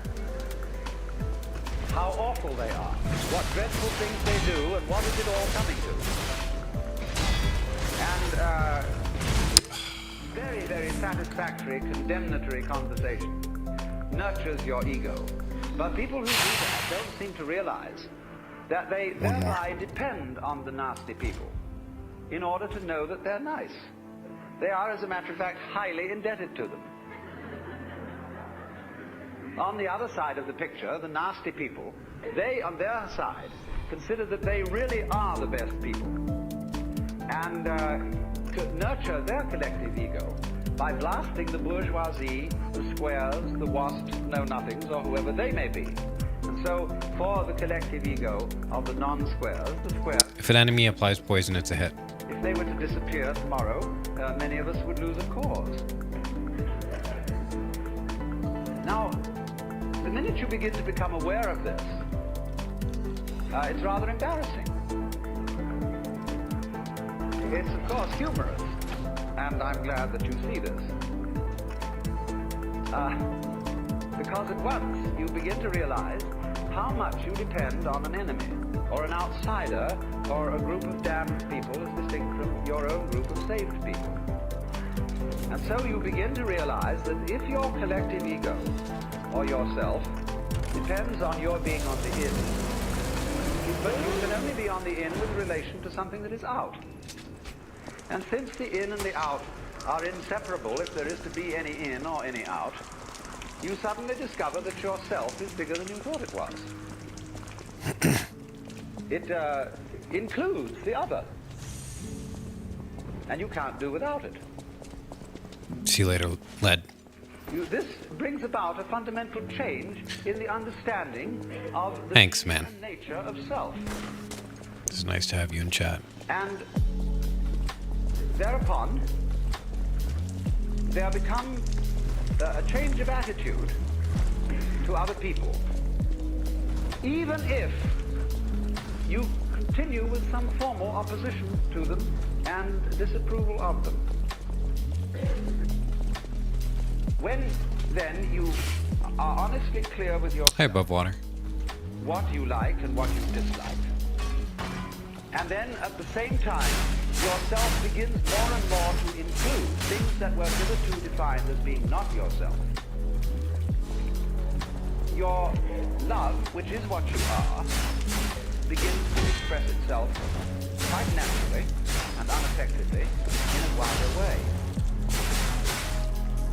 Now, to trust oneself to be capable of love, to bring up love, in other words, to function, in a sociable way and in a creative way is to take a risk. It's a gamble. Because you may not come through with it. And in the same way, when you fall in love with somebody else, or you form an association with somebody else, and you trust them, they may, as a matter of fact, not fulfill your expectations. But that risk has to be taken. The alternative to taking that risk is much worse than trusting and being deceived. In other words, to live together, you have to take risks. There will be disappointments and failures and disasters as a result of taking these risks. But in the long run, it will work out. My point is that if you don't take them, the results will be so much worse than any kind of wild anarchy that could be conceived. You see, here we are now as a highly disciplined human race with all kinds of rules and religions. And what are we about to do? Blow ourselves completely to pieces.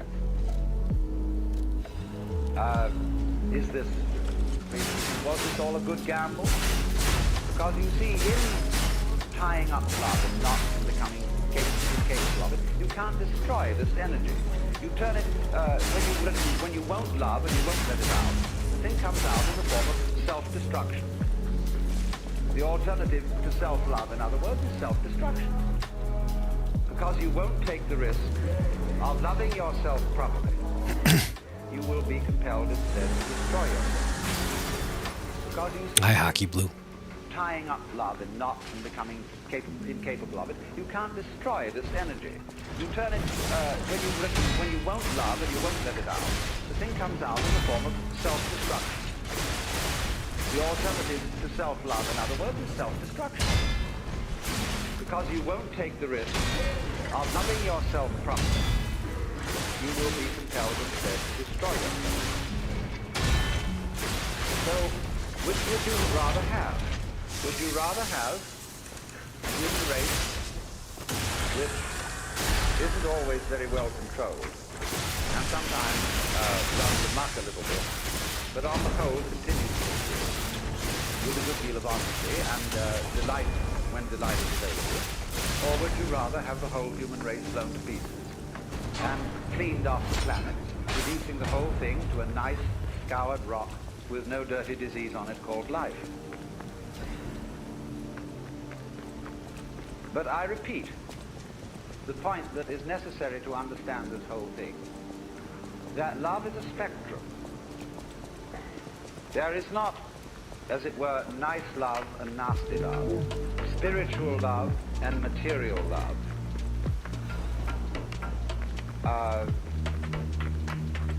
Mature affection on the one hand and infatuation on the other. These are all forms of the same energy. And you have to take it and let it grow where you find it. If you find that only one of these forms exists in you, if at least you will water it, the rest of the plant will blossom as well. But the essential prerequisite from the beginning Compliment? I'll take it, man. Thank you. is to let it have its way. Have its way. How much of your execution comes down to muscle memory? Probably about 90%. 80, 90. A lot.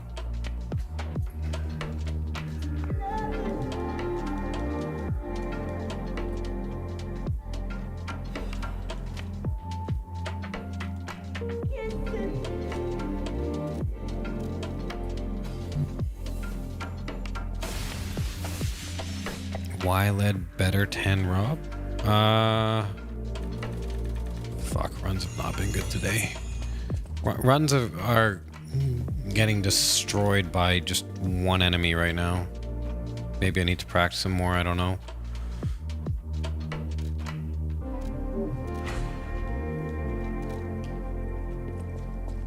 We're a lot of fun. Yeah, everybody says that about Sekiro, which is so surprising to me. At the same time, I was like third. I was in third place. So, Maybe that's why. Because Sutemo and Sekiro Shadow were wrestling for first. I was in third. And then Little Aggie was behind me. I think Yo Josh Reno was behind him. I can't remember.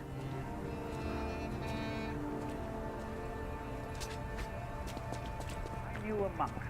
The Run to Ogre was horrible, man. Started out in life as pretty much Ogre himself was horrible. and then he began Oh, Joe Didi, forgot about him.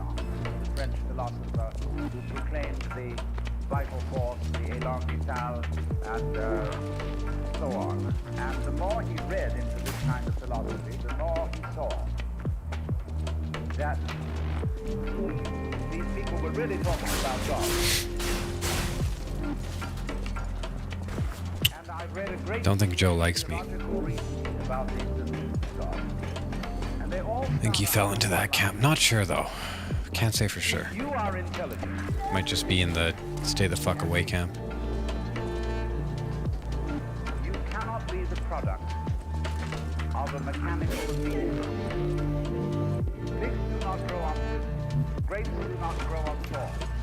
And therefore, you, as an expression of the universe, as an aperture through which the universe is observing itself. Until I get the world record? Yeah, and then I got the world record, didn't I? Because if this world equals, as a tree brings forth fruit, then the universe... Ah, no. But the people around him knew. What it's all about. Mike Jones, the people around him knew. Must be intelligent. Now, when you come to that conclusion, you must be very careful, because you may make an unwarranted jump. Namely, the jump World record today. Yeah, I remember. that intelligence, that marvelous designing power, which Yeah, I did some cool shit, man. is the biblical God. Be careful. Sometimes I forget. Because that God, contrary to his own commandments, is fashioned in the graven image. I'll keep doing cool shit. Authoritarian Don't you guys worry. tyrant of the age. After all, what is life?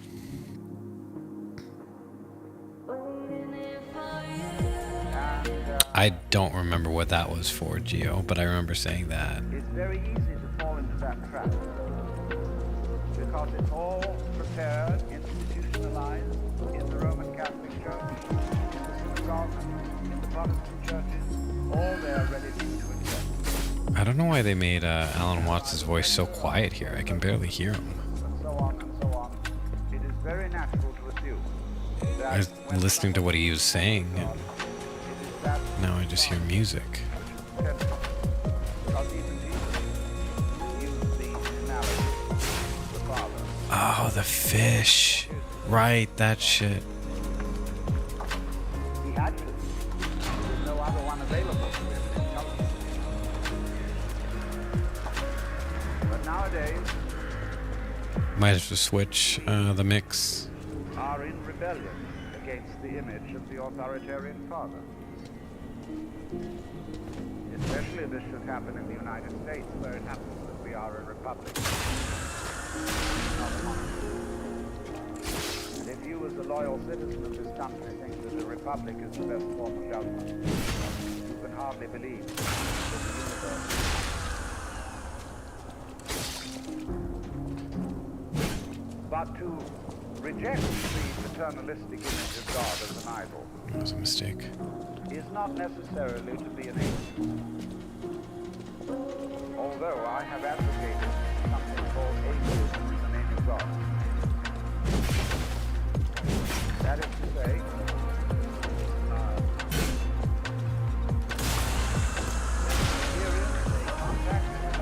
Okay, you come here.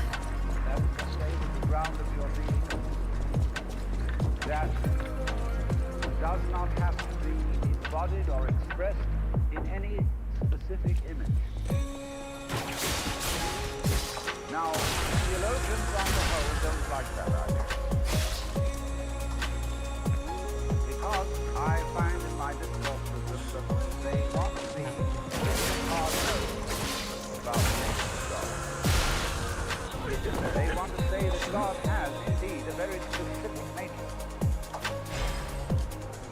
mythical monotheism means that the governing power of this universe has some extremely definite opinions and rules to which our minds and acts must be conformed. And if you don't watch out, you'll go against the fundamental grain of the universe and become in some way. Old-fashionedly, you will burn in the fires of hell forever. More modern-fashionedly, you will fail to be an authentic person. It's another way of talking about it. There is this feeling, you see, that there is authority behind the world, and it's not you. It's something, Is training going? like we say, that's something. Handstands? Handstands start again tomorrow. As long as I get my feedback from coach back. So far going alright though. Hi, Sir Blue. You can hardly hear him here for some reason.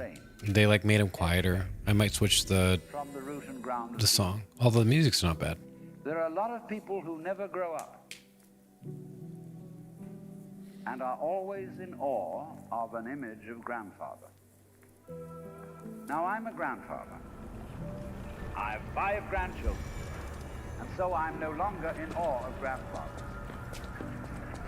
I know I'm just as stupid as my own grandfathers were, and therefore am not about to bow down to an image of God with a long white beard. Now, naturally, of course, we intelligent people don't believe in that kind of a God, not really.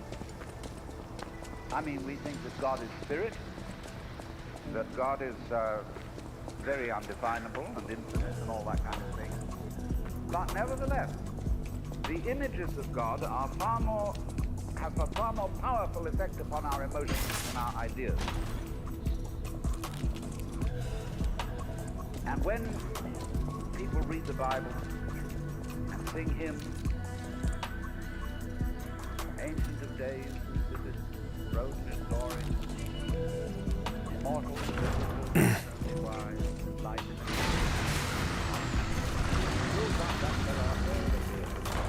it's way in the back of the emotion.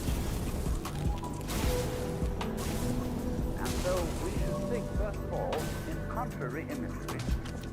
And the contrary imagery is... Oh my god. Imagine instead of God the Father, God the Mother. And imagine that it is not a human blazing with light, but an infathomable darkness. Such as is also in Hindu mythology like Kali. They will arise, the great mother. Who is represented in these terrible images. Kali. Oh, okay, one more. Last one, Jet. This is it. I don't know what happened there. My brain just blanked. Fang teeth. She has a scimitar in one hand and a severed head in the other. And she is trampling on the body of her husband.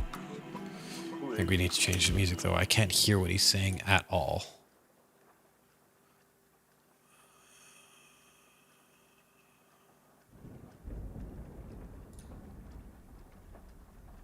Lao Tzu puts it in this way: the great Tao flows everywhere, ending fences with the course of nature.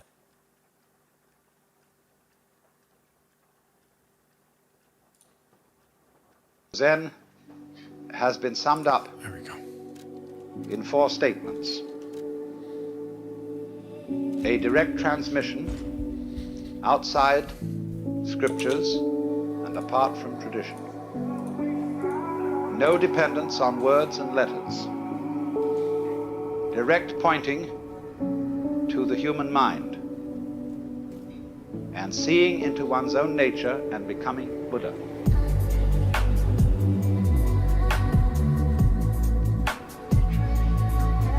Tell me if the music's too loud or anything, guys.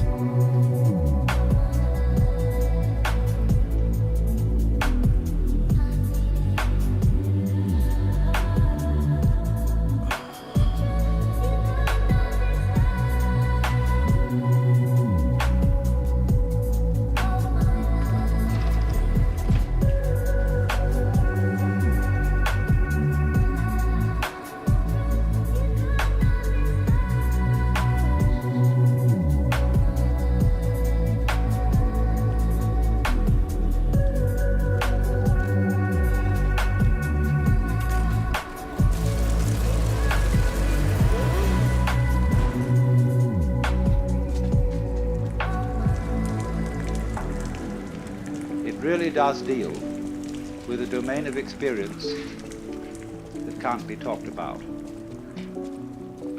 But one must remember at the same time that there's really nothing at all that can be talked about adequately. And the whole art of poetry is to say what can't be said.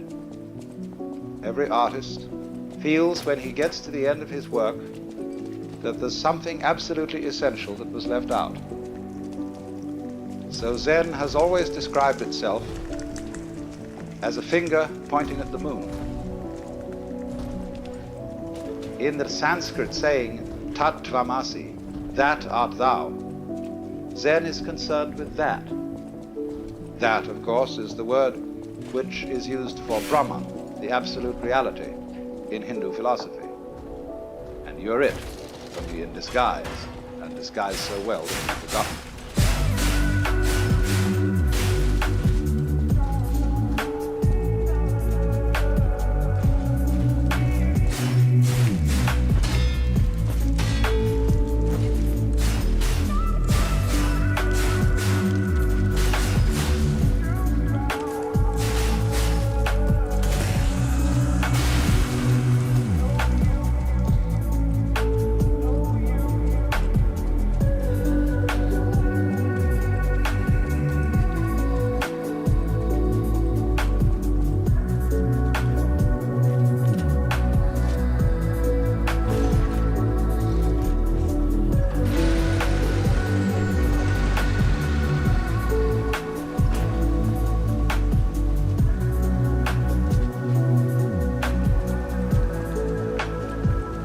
But unfortunately, ideas like the ultimate ground of being, the self, Brahman, ultimate reality, the great void, all that is very, very abstract talk.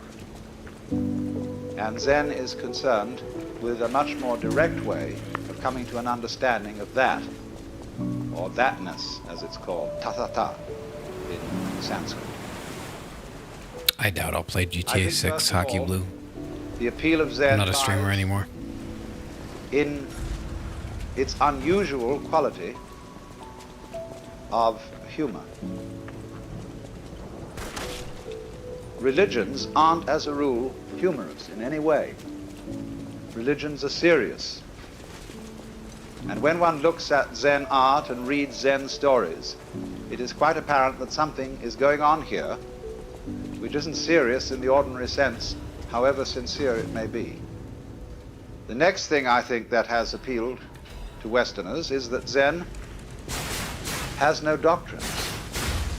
There is nothing you have to believe, and it doesn't moralize at you very much. It's not particularly concerned with morals at all. It's a field of inquiry rather like physics, and you don't expect a physicist to discuss authoritatively about morals, even though as a human being he has moral interests and problems. But as a physicist he is not a moral authority. Or if you go to an oculist or ophthalmologist to have your eyes adjusted, that is so you can see clearly. And Zen is spiritual ophthalmology.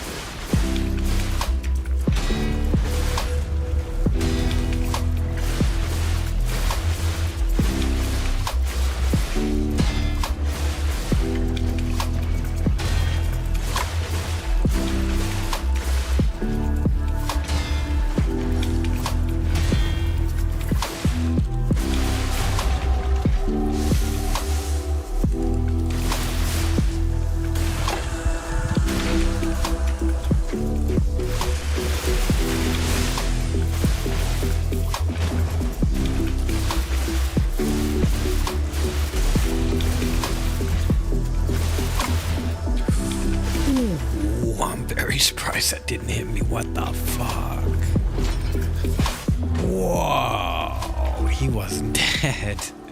I would have just shit everywhere, man. Zen has been described as when hungry eat, when tired sleep. And when the student got that description, he said, well, doesn't everybody do that? The master said they don't. When hungry, they don't just eat, but think of 10,000 things. When tired, they don't just sleep, but dream innumerable dreams.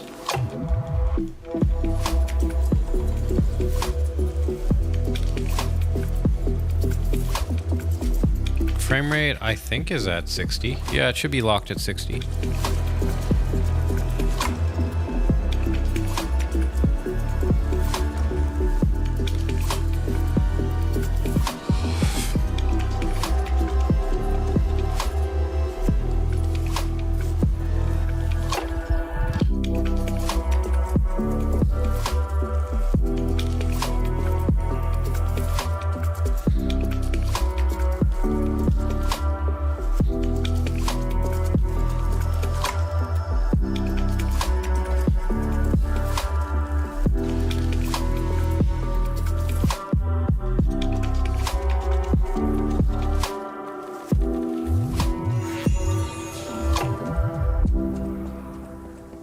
The fascination of Zen to the West is that it promises a sudden insight. Does frame rate impact? I don't understand the question. Years and years and years. The psychoanalysts, if you're mixed up, they tell you the troubles you've got yourself into over all these years can't be undone in a day. And therefore it will take many, many sessions, maybe twice a week for several years for you to get straightened out. The Christians say that if you embark on a path of spiritual discipline, you get yourself a spiritual director and submit yourself to the will of God, but you may not get into the high states of contemplative prayer for very many years. The Hindus, the Vedanta Society people, the Buddhists, I have no idea, Otto. will require many long years of meditation, very hard concentration, very difficult practice, and stern discipline. And then maybe you will make enough progress in this life to become a monk in your next life. And then you'll make enough progress to enter some of the preliminary stages leading to Buddhahood. But it's all likely to take you many, many incarnations. But when this artist Hasegawa was asked, how does one see into Zen? He said, it may take you 3 seconds. It may take you 30 years. I mean that.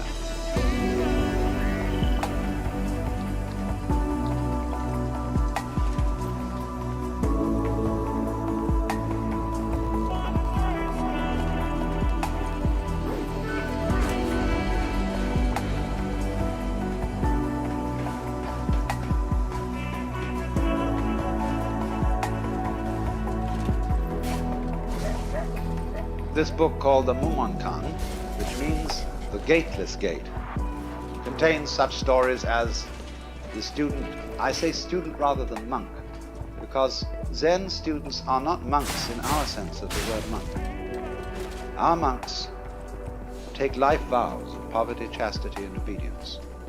And to make the I know, Meal. you're expected to spend your whole life in the monastic state. We're gonna make it But work. I call the Zen monk a student. We're gonna make it work. Because he's more like a student in a theological seminary. He may stay much longer than the usual 3 years. He may stay 30 years or so. But it's always possible for him to leave with dignity and to graduate and to go into lay life or become a regular priest who keeps charge of a temple, can get married and have a family. And only very few graduates of a Zen monastery become Roshi. That Roshi means simply old teacher. That is the man in charge of the spiritual development of the students. So one of these students in the book says to the master Joshu, I have been here in this monastery for some time and I've had no instruction from you. The master said, have you had breakfast? Yes. Then go wash your bowl. And the monk was awakened.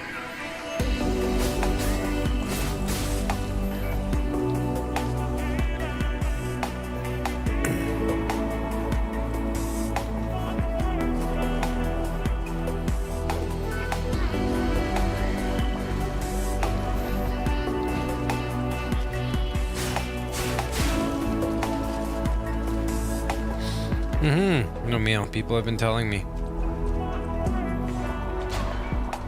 Another story in this book concerns a master who said, I gotta focus on when this run, a though. cow walks out of the enclosure, the corral, the horns and head, the four legs and the body all get through, but not the tail.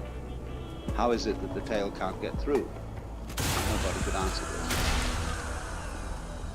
Another story tells of a certain master called Baijan, who was so good that he had hundreds of students, and they couldn't all be housed in one monastery.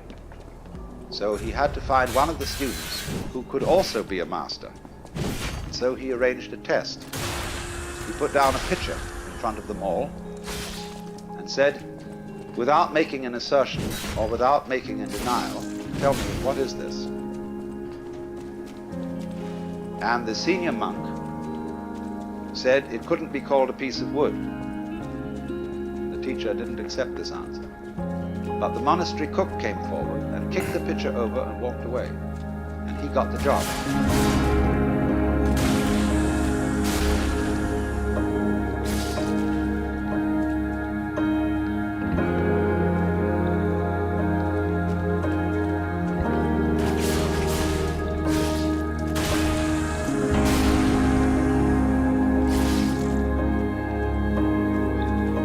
Lucky Pierre, hey, thank you for the $10, man.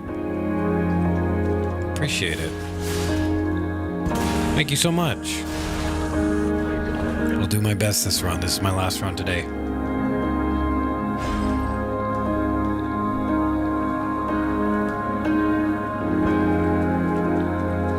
Music just got super loud for some reason.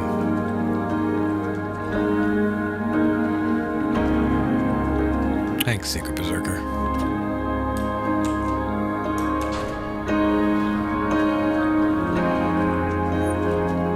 You do it? Thanks, Hockey Blue.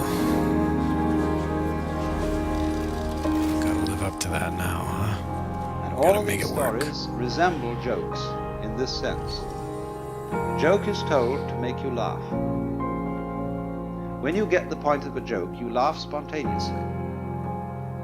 But if the point has to be explained to you, you don't laugh so well. You force a laugh. There is some kind of sudden impact between the punchline and the laugh.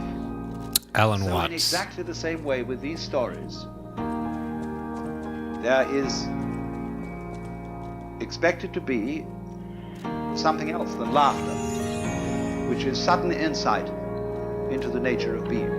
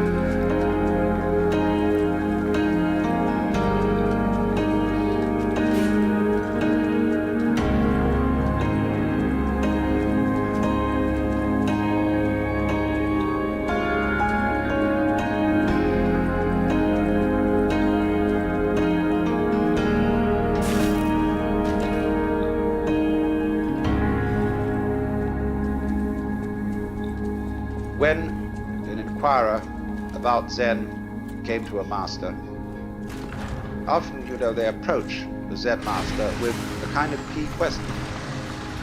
What is the fundamental principle of Buddhism? Or why did the bearded barbarian come from the West? Because Zen is supposed to have been brought into China by a Hindu named Bodhidharma. Bodhidharma is always represented as having a huge bushy beard, very fierce eyes. Now, Bodhidharma always insisted that he had nothing to do with me. And so, why did he come? That's one of the fundamental questions. When he first came to China, sometime a little before 500 AD, he was interviewed by the Emperor Wu of Liang. The emperor was a great patron of Buddhism. He said, "We have caused many monasteries to be built, monks and nuns to be ordained, and the scriptures to be translated into Chinese. What is the merit of this?" Bodhidharma said, "No merit whatever." That really set the emperor back, because the popular understanding of Buddhism is that you do good things like that, religious things, and you acquire merit. Okay, we're gonna keep going. This leads you to better lives. Wasn't good at all, so Chad. that you will eventually become was horrible. liberated. And so he was completely set back. So he said, "Well, what is the first principle of the holy doctrine?" And Bodhidharma said, "Vast emptiness and nothing holy." Or in vast emptiness there is nothing holy. So the emperor said, "Who is it then that stands before us?" The implication being, aren't you supposed to be a holy man? And Bodhidharma said, "I don't know."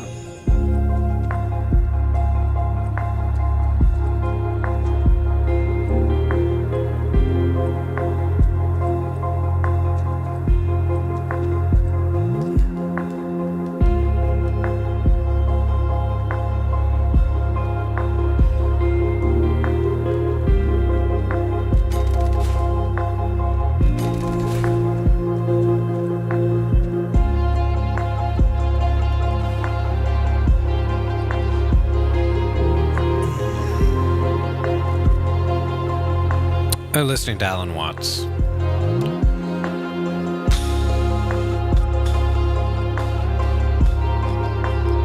It's on YouTube.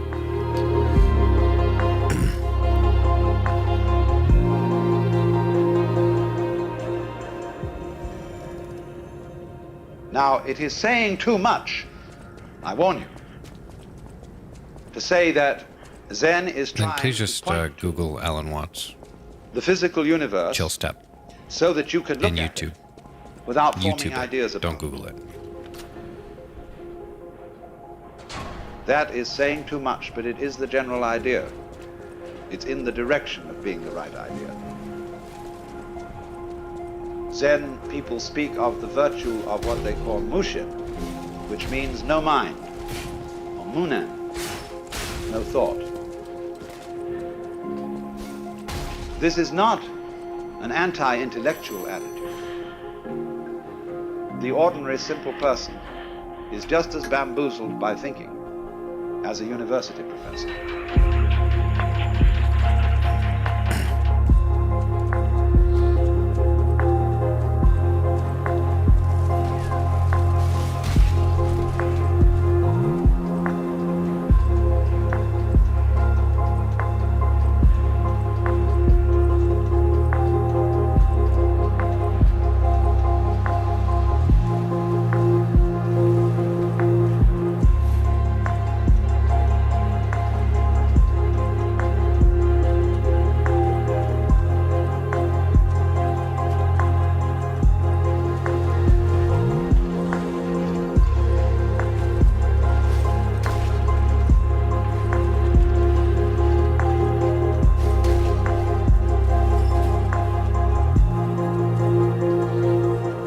Can think intellectually in a no-think way.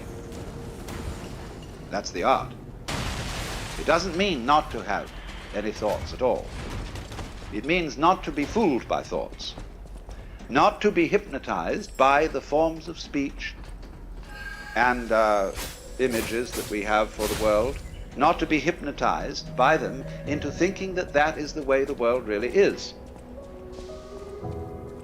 So if I say this is a fan, it isn't. To begin with, fan is a noise. And this doesn't make the noise fan. But it can be many other things than a fan. It could be a back scratcher. Very well. All sorts of things. Don't let words limit the possibilities of life. Actually, this fan has an inscription on it written by a Zen master who was 100 years old. And it says, "I don't understand, I don't know anything about it.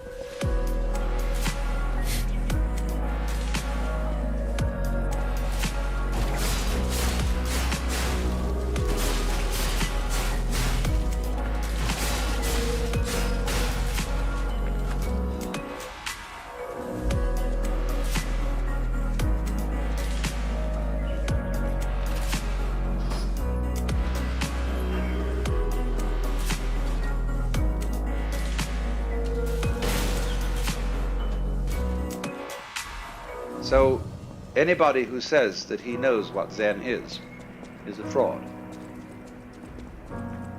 Nobody knows. Just like you don't know who you are.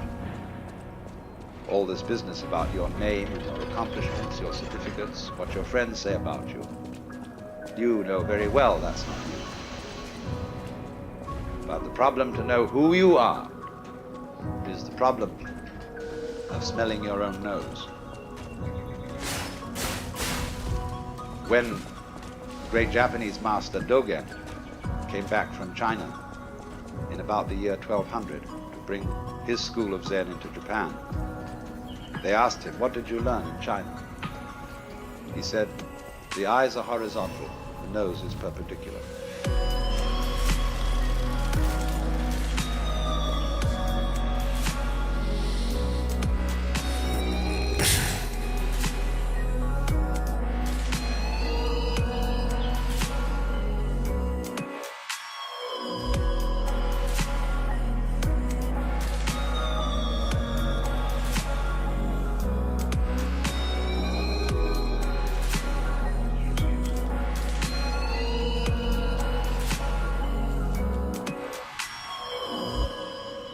So you see, it is this kind of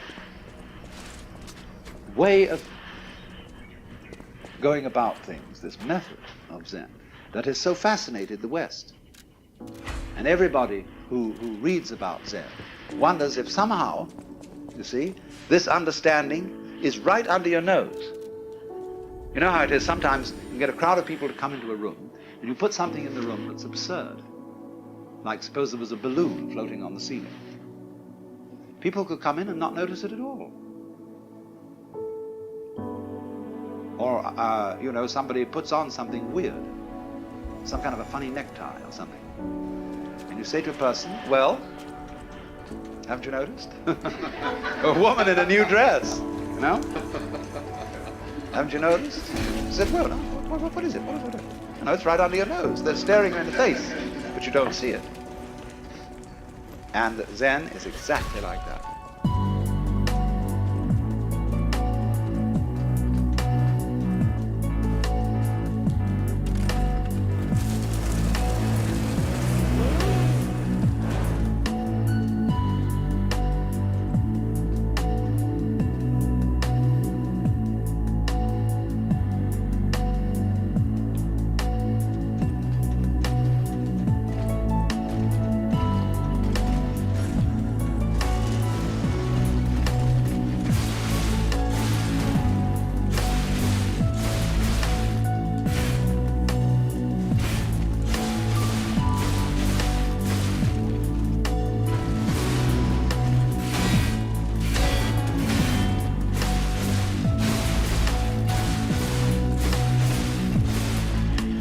It is very obvious.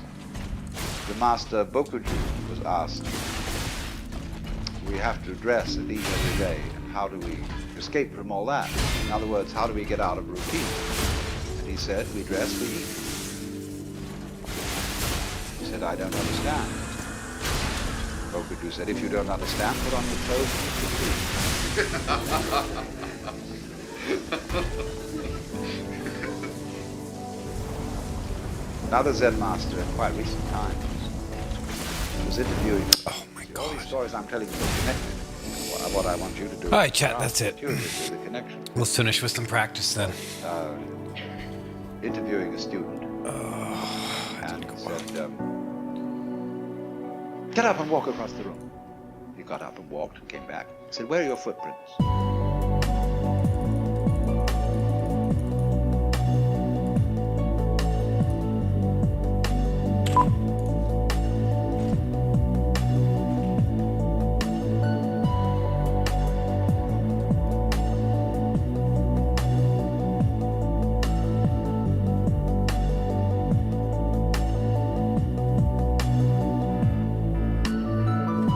Oh. Let me urinate quick, actually.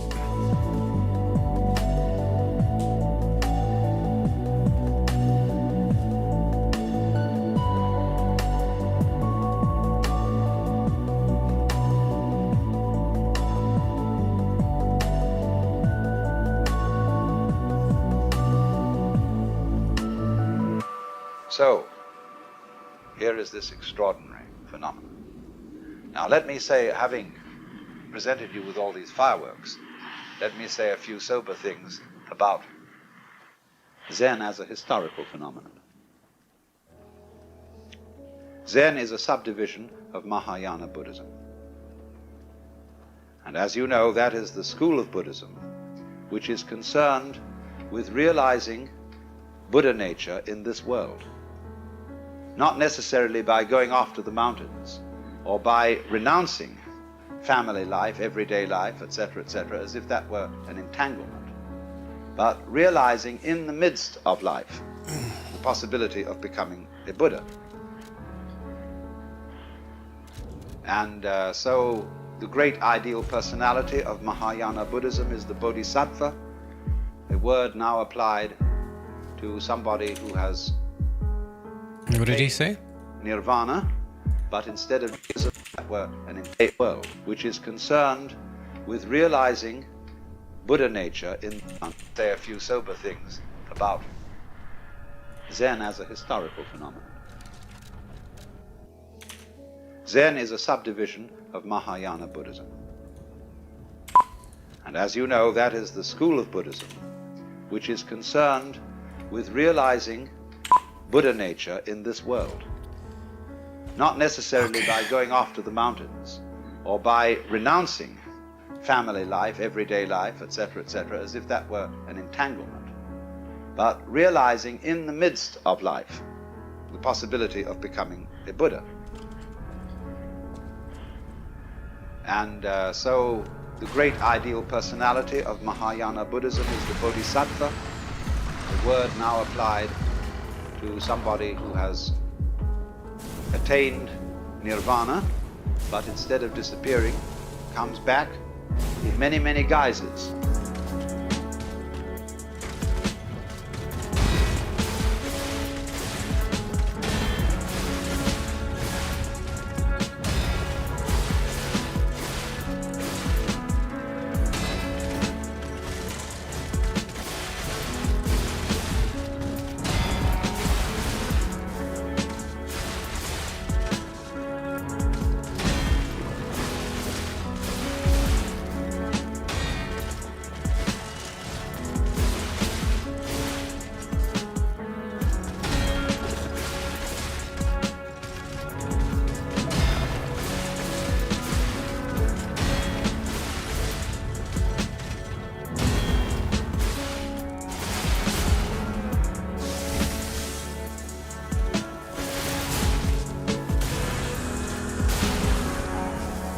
Zen is Mahayana, Indian Mahayana Buddhism, translated into Chinese, and therefore deeply influenced by Taoism and Confucianism.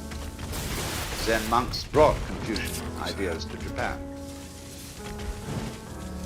And the origins of Zen lie actually around the year 414, at which time a great Hindu scholar by the name of Kumarajiva that was a hard fight. was translating with a group of assistants So that's acceptable. Chinese. One of his students taught that all beings whatsoever have the capacity to become Buddha. to become enlightened.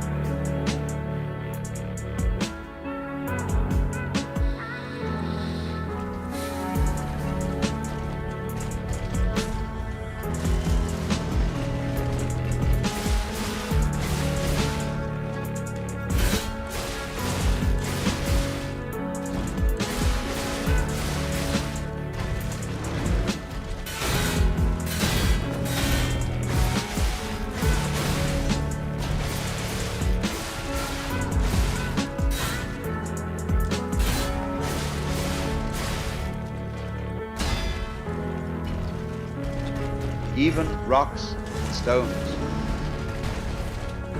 and that even heretics and evildoers have the Buddha nature or Buddha potentiality in them. And everybody said he was a dreadful heretic. But then a text called the Nirvana Sutra came from India, which said precisely that. So everybody had to admit that this man was right. He also began to teach that awakening must be instantaneous. It's a kind of all or nothing state. I don't mean that there aren't degrees of its intensity, but once you see the principle, you see the whole thing.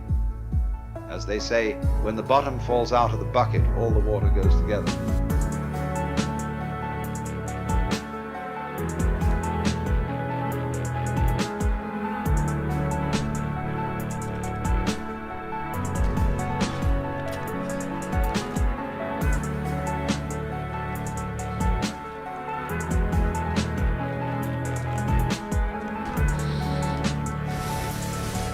How confident are you? Very.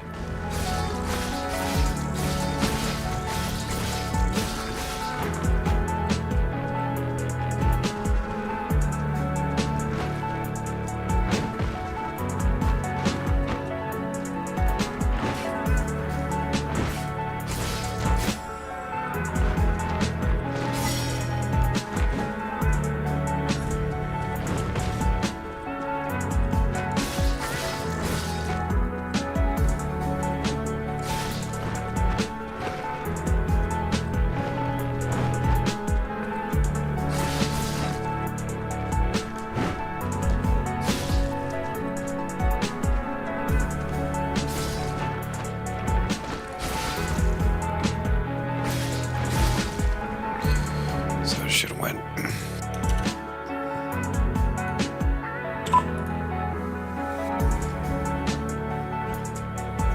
No problem, Otto.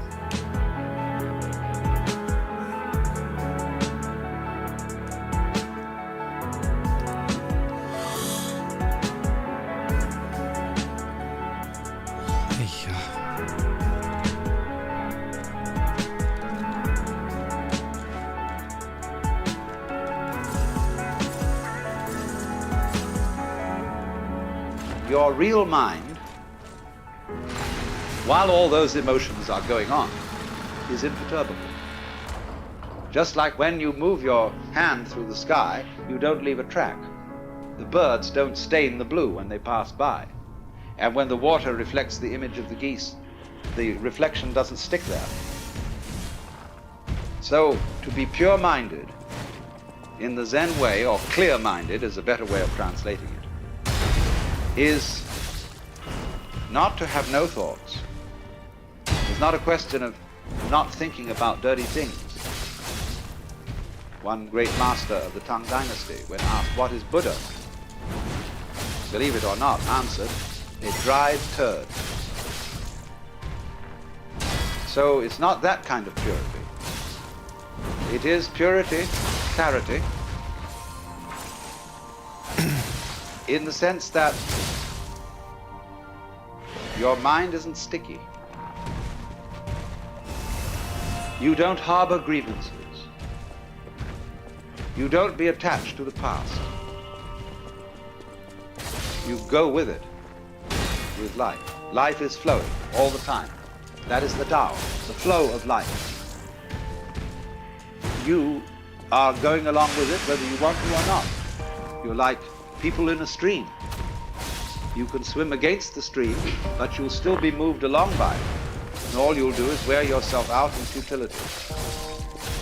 But if you swim with the stream, the whole strength of the stream is yours. Of course, the difficulty that so many of us have is finding out which way the stream is going. Okay. Suddenly, So far, that's as all it hit goes, lists. Like, it seems like all whenever I the get on a vanishes. run, I just psych myself out. The future has not yet arrived.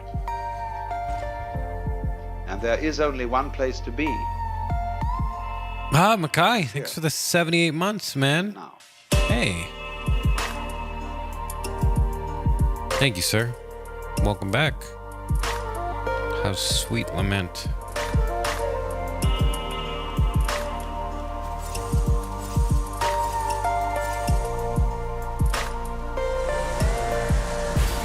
How you doing? Doing better than I was before. But I'm alright. A little bit down today.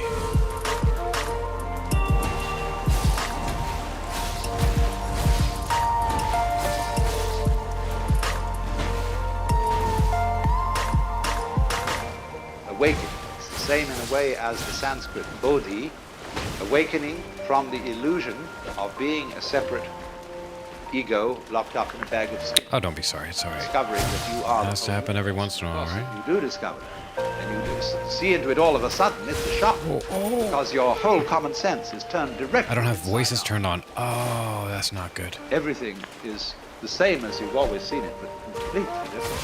Why do I keep missing that? Because you know who you are. What the devil were you worrying about? There we go. I gotta press in. What was all that to do? Well, you see, it was part of the game. I need to have voices on for this. Otherwise, I can't hear him coming.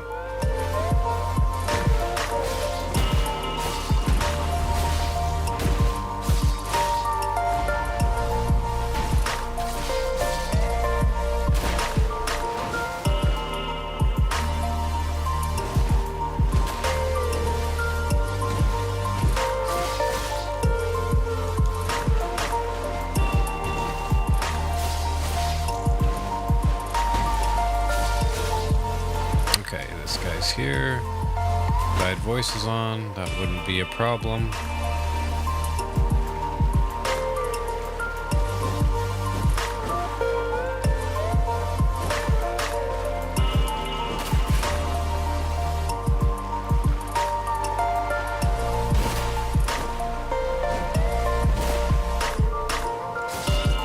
What on earth was that?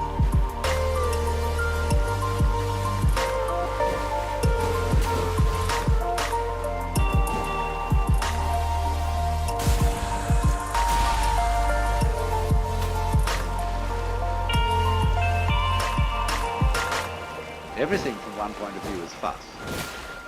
And to do. To do. What is there to do? But when you wake up, you see, and discover that all this to do wasn't you, what you thought was you, but was the entire works which we could just call it. That you're it and it is it. Everything is it, and it does all things that are done, then that is a great surprise. But it sounds tasteless. It sounds empty. It sounds void. Because if I say, well, you're all it, that is a statement without the slightest logical Okay, here we sense. go. Because we don't know what is it unless there's something that isn't it. But if it's both all ises and all isn'ts, then we can't think about it. Nevertheless, it is highly possible to see that that's so, in a way that's so vivid it brings your heart into all your five mouths.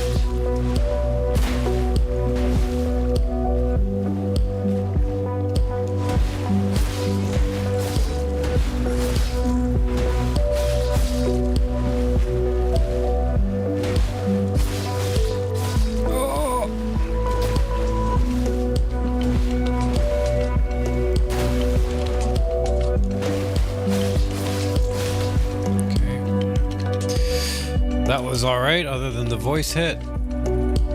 Let's keep going.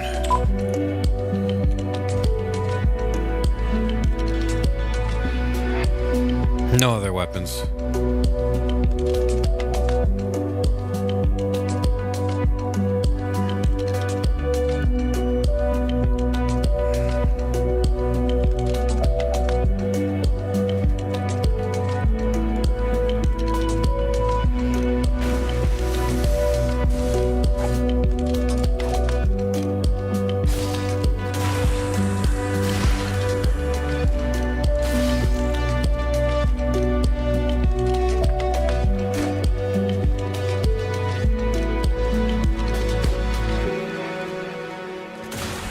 A master who was once asked, "What is the Tao?" the way, replied, "Walk on." Actually, go. As we say, go man, go. Go, go. And it is this aspect of Zen which is what is truly understood by detachment, or having a mind that isn't sticky and that isn't stopped at any point in its whole working. To be stopped at a certain point is what is called having a doubt, as when one fumbles or wobbles or hesitates about something, trying to find the right solution for the circumstances by thinking it out in a situation where there really is no time to think it out. So that when a Zen teacher asks his disciple a question, he expects an immediate answer, as it were, without thought or premeditation.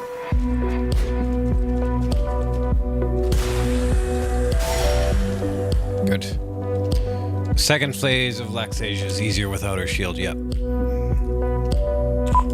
I'm nailing all these things so far. How's the practice? So far, so good. When I get on actual runs, though, my practice goes to shit. I don't know why. I don't know why, man.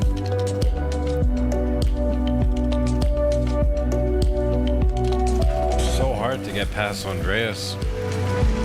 Even though I definitely have the skill. After Andreas, everything becomes a lot easier.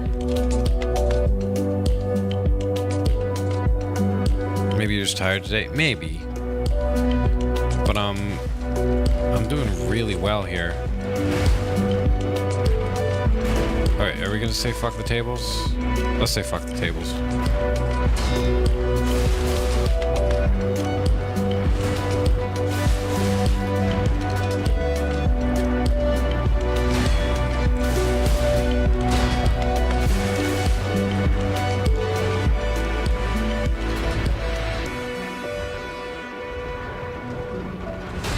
They speak in Zen, they use a phrase, to have a mind of no deliberation.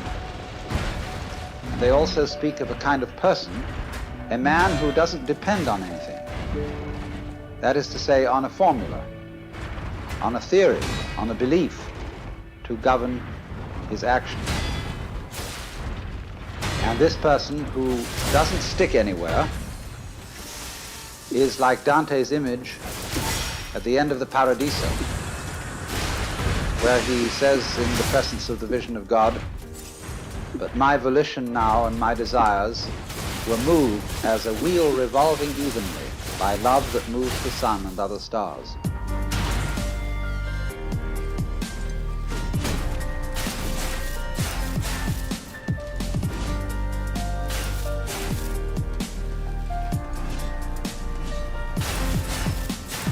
Micaiah, aren't you having a son? Or didn't you have a son? Am I mistaken?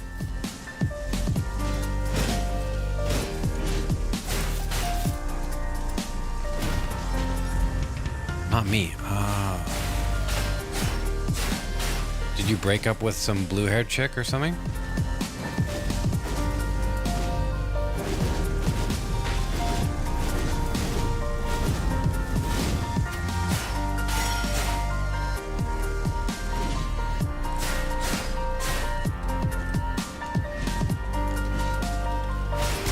That was a year ago. How'd that go, man?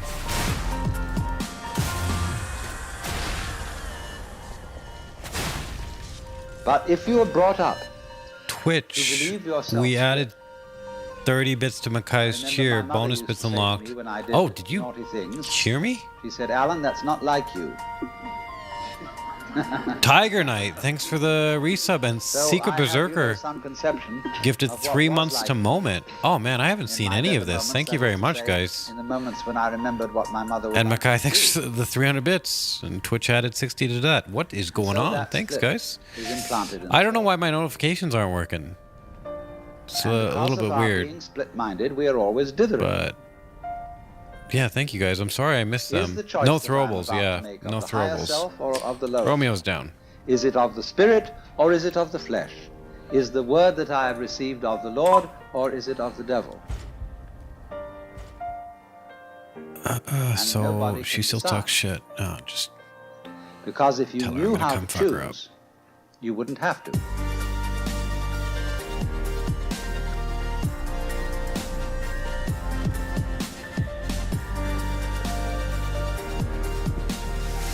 Ah, good to hear. Tell her I say hello.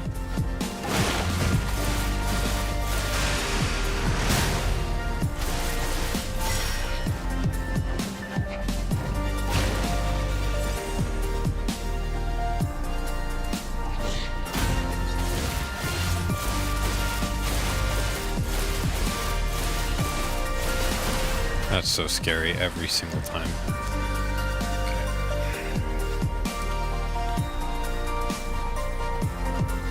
Oh, I see. Artist is nice. Falcon Eyes is not considered a throwable.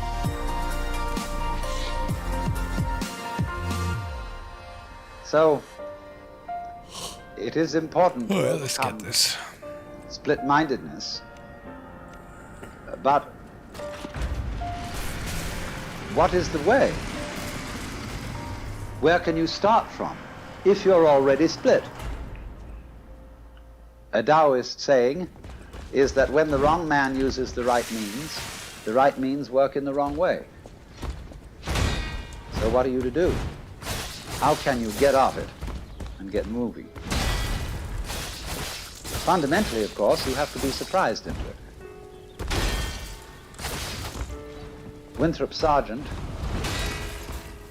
not so long ago, interviewed a great Zen priest in Kyoto who posed to him the question, "Who are you?" And he said, "Well, I'm Winthrop Sargent." And the priest laughed. "No," he said, "I don't mean that. I mean, who are you really?"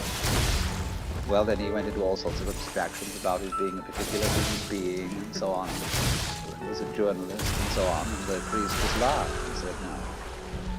Then the priest just tossed off the conversation, and a little later made a joke, and Sargent laughed. And he said, "There you are."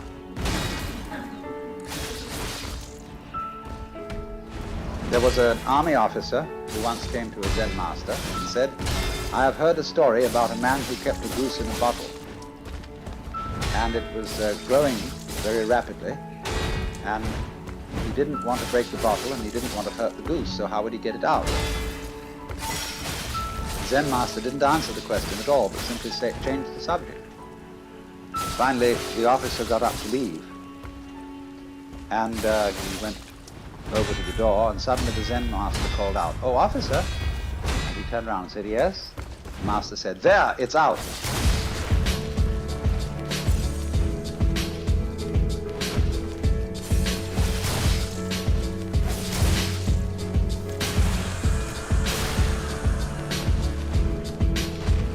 He's dead. That's that no hit.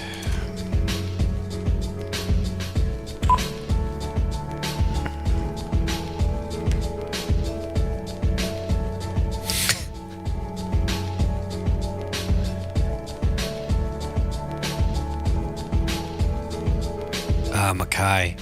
You don't have to do that, man, but thank you. I'm not a full-time streamer anymore, but I appreciate it. Thank you.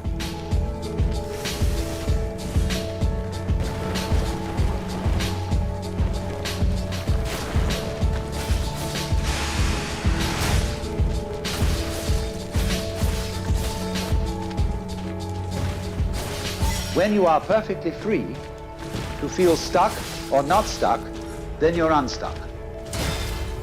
Because actually, nothing can stick on the real mind, and you will find this out if you watch the flow of your thoughts.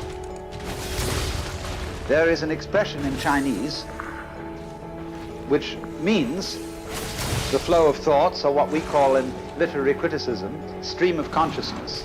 And they put the character for thought 3 times. Nyan, nyan, nyan. And so you will notice that thought follows thought follows thought when you are just ruminating. And those thoughts arise and go like waves on the water all the time. They come and go. And when they go, they are as if they had never been here.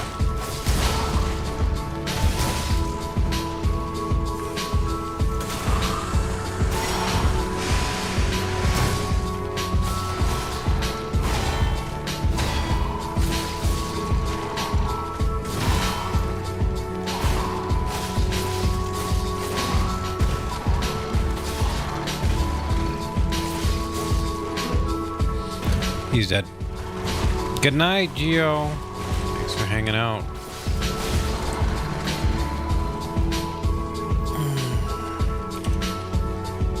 Okay, that's good so far. And it is from this connecting of thoughts that we get the sensation that behind our thoughts there is a thinker who controls them and experiences them. Although the notion that there is a thinker is just one member in the stream of thoughts. And we use such absurd phrases, not only as thinking our thoughts, but feeling our feelings, seeing sights and hearing sounds. But you must understand it is perfectly obvious that seeing a sight is seeing, hearing a sound is hearing, feeling a feeling is feeling. So in the same way, thinking a thought is thinking. But you get split-minded, you see, and so easy peasy. Get I and me, and the I who ought to or must control me, as the sensation of some real entity that stands aside from thoughts and chooses among them, controls them, regulates them, and so on. Actually, this is a way to have one's thoughts not controlled. The more there is this duality of the separate thinker standing aside from the thoughts, the separate feeler watching or feeling the feelings, the more the stream of feelings is coaxed into self-protective activity, into getting more and more like a stuck record, the purposes of which are to protect and to aggrandize and enlarge the status of the supposed thinker. Okay, don't dodge backwards. That's the first hit that we've taken. That's like a mistake. Which means I gotta redo He made this. some reference to the enlightened mind being like a mind of a child. And he said, well, what is the mind of a child? And he said, a ball in a mountain stream.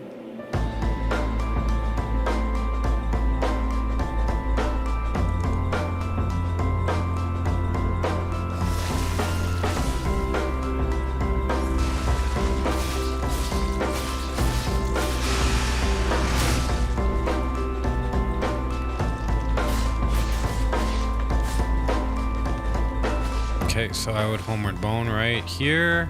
And it would work, but I'm not gonna do that because it would just take extra time. I'm listening to Alan Watts. Chill Step Mix. That is exactly what happens in the process of attachment, or what are called in Buddhist klesha, which mean disturbing confusions of the mind. And you see, this kind of confusion is something to which the human organism is peculiarly liable. because the human organism has language, has, you see, thinking is silent language. And I mean language in the most inclusive sense of the word, not only words, but also images and numbers, notation. Just because then we can talk about anything, we can talk about talking, we can talk about thinking, we can talk about ourselves, as if we could stand aside and say, said I to myself, said I. All we are actually doing is making a second thought, or thought stream, which comments on the one that went before. And then pretending that the second stream is a different stream than the first.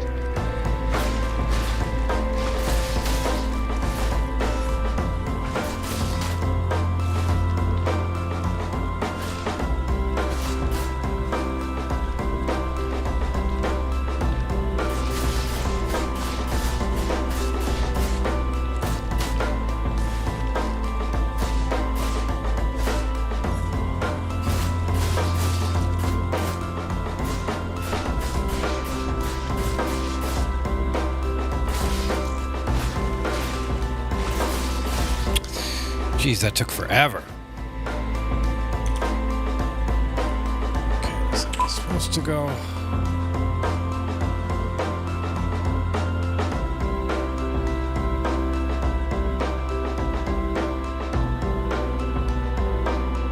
This is the risk.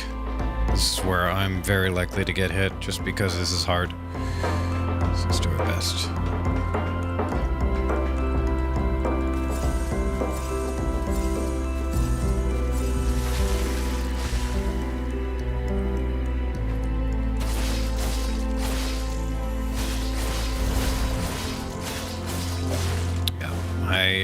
I attacked one too many times there. Jesus. That's not good. I think I'm just being greedy. It's very important. Maybe I spoke it into existence. Let's do it again. Of duality. This time I'm not going to get hit. Between the thinker and the thought. So, find out who is the thinker behind the thoughts. Who is the real, genuine you? And so one of the methods that is used is shouting. The Zen master would say to a student, now, I want to hear you. I want to hear you say the word mu and really mean it. Because I want to hear not just the sound, but the person who says it. Now produce for me that. There's mu! And the Zen teacher says, no, no, not yet. Mu! And he says, it's only coming from your throat. I want to hear your belly. You know? And always, you see, it will never come while the person is trying to make a differentiation between the true move and a false move.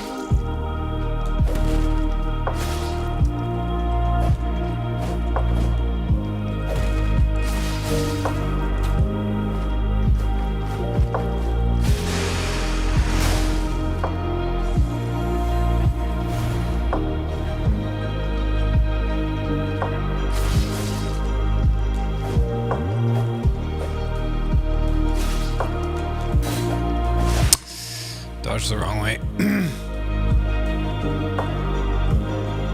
I was trying to get out of there.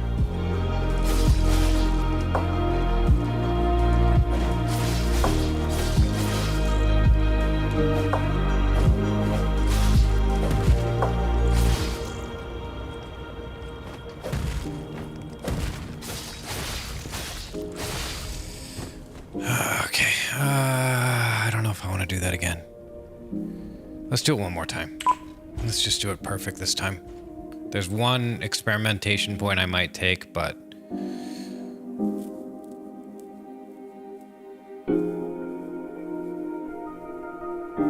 maybe not. It's hard, honey, because if this was an open arena, it would be easy, but since it's a closed arena, it's very difficult. Why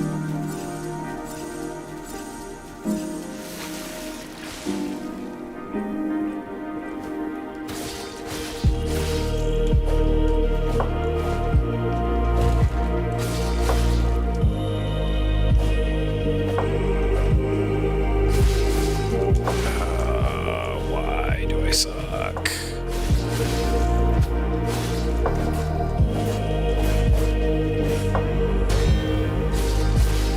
This is cheating. I shouldn't have let myself get into that corner. I'm happy I lived as long as I did, but that wasn't good. Okay, one more time. One more time.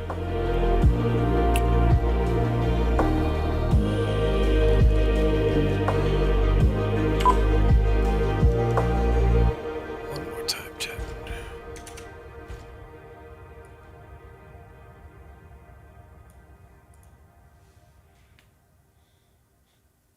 Is it over?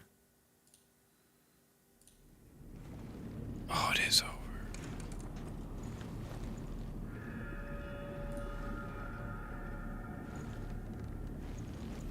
Let me try from the first to indicate the point that we're aiming at. Okay. The point is this, that human consciousness is at the same time as being a form of awareness, Okay, no hits, no hits. sensitivity and understanding. It's also a form of the ordinary everyday consciousness that we have leaves out more than it takes in. So quick. And because of this, it leaves out things that are terribly important. It leaves out things that would, if we did know them, allay our anxieties and fears and horrors. And if we could extend our awareness, you see, to include those things that we leave out, we would have a deep interior peace. Because we would all know the one thing that you mustn't know, according to the rules of our particular social game. One thing you mustn't know, that's really not allowed, that is the lowdown on life. And then the lowdown, on the one hand, means the real dirt on things. But the lowdown is also what is profound, what is mysterious, what is in the depths. And there's something left out. And our everyday consciousness screams this out. Okay, there we go. That's how that's supposed to go. Say you have weaving. You have, say, on this rug here in front of us. When the black finishes here, the black threads will go underneath. And then appear again over here. Then they'll go underneath the white, and then they'll appear again over here. So that the back will be the obverse pattern of the front. Now, the world is like that. Our sense organs are selective. They pick out certain things. They're receptive. For example, we have a small band of what you might call a spectrum of light, sound, of tactile sensation, and so on, to which the human organism is sensitive. But we know that outside that small band, there is a huge range of vibrations to which we have built instruments that are sensitive. Things like cosmic rays, ultraviolet rays, gamma rays, hard X-rays. They're all outside the band of our spectrum. And obviously, there are things that are outside the range of our instruments. This one's a little bit too quiet, chat. Someday, which a little bit too quiet. And other astronomers either say there was a primordial explosion, an enormous bang millions of years ago, billions of years ago, which flung all the galaxies into space. Well, let's take that just for the sake of argument and say that was the way it happened. It's like you took a bottle of ink and you threw it at a wall. Smash, and all that ink spreads. And in the middle, it's dense, isn't it? And as it gets out on the edge, the little droplets are finer and finer and make more complicated patterns. See? So in the same way, there was a big bang in the beginning of things, and it spread. This is You and I, sitting this is here going to be in the this worst room, practice as chat. complicated human beings. It's just going to are take a way, while. way out on the fringe of that bang. We're the complicated little patterns on the end of it. Very interesting. But so we define ourselves as being only that.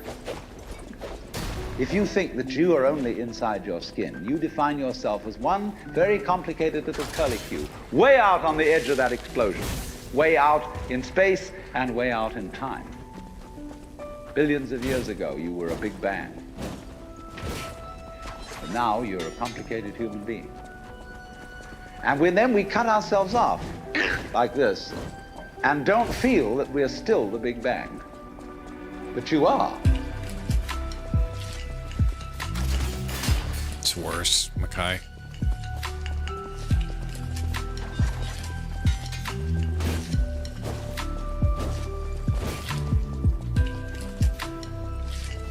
Oh my god, come on. There's an RNG where they can just keep going back and forth. I don't know why, but it's horrible when it happens. You just gotta keep running.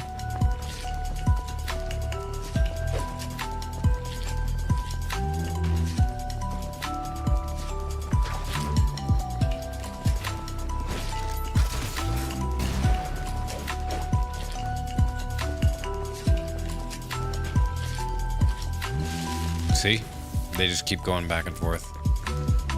I don't know why this happens, but we're just gonna... well, we're gonna see how far they can go with this. Chat. Might as well right now. If we get this in a run, it's better to know what to do than to not know. What's perfect RNG look like? It's just this bunny boy here first.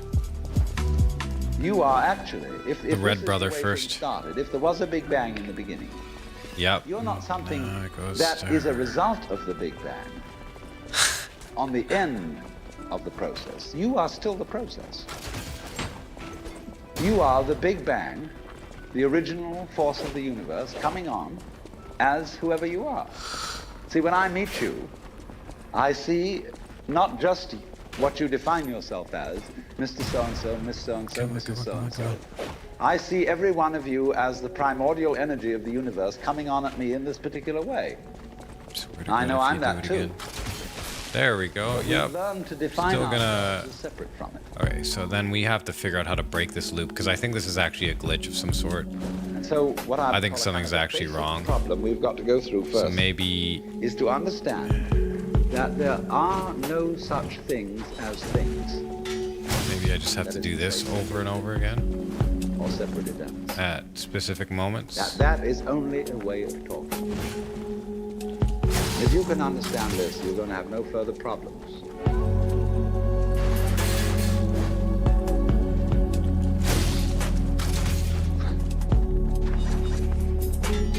Okay. So maybe I just need to hit him.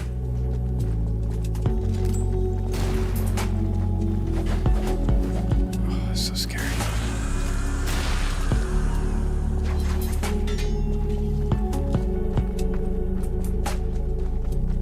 I once asked a group of high school children, what do you mean by a thing? And first of all, Tempted they to gave heal, me but all I'm not sorts of going to heal. solutions. They said it's an object, which is simply another word for a thing. It doesn't tell you anything about what you mean by a thing. Finally, a very smart girl from Italy who was in the group said a thing is a noun. And she was quite right. So...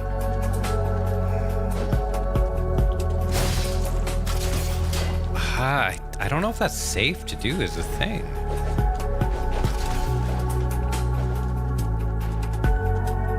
Like, theoretically, I should just wait for him to aggro again. I don't have to, though. Depends on risk tolerance, I guess. There he is. Okay. so that was risky of me because bitch boy over here.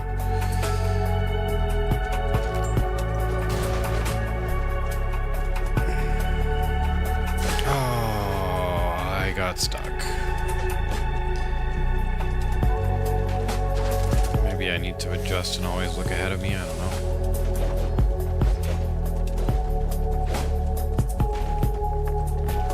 Or don't get cocky because I'm not in the clear yet.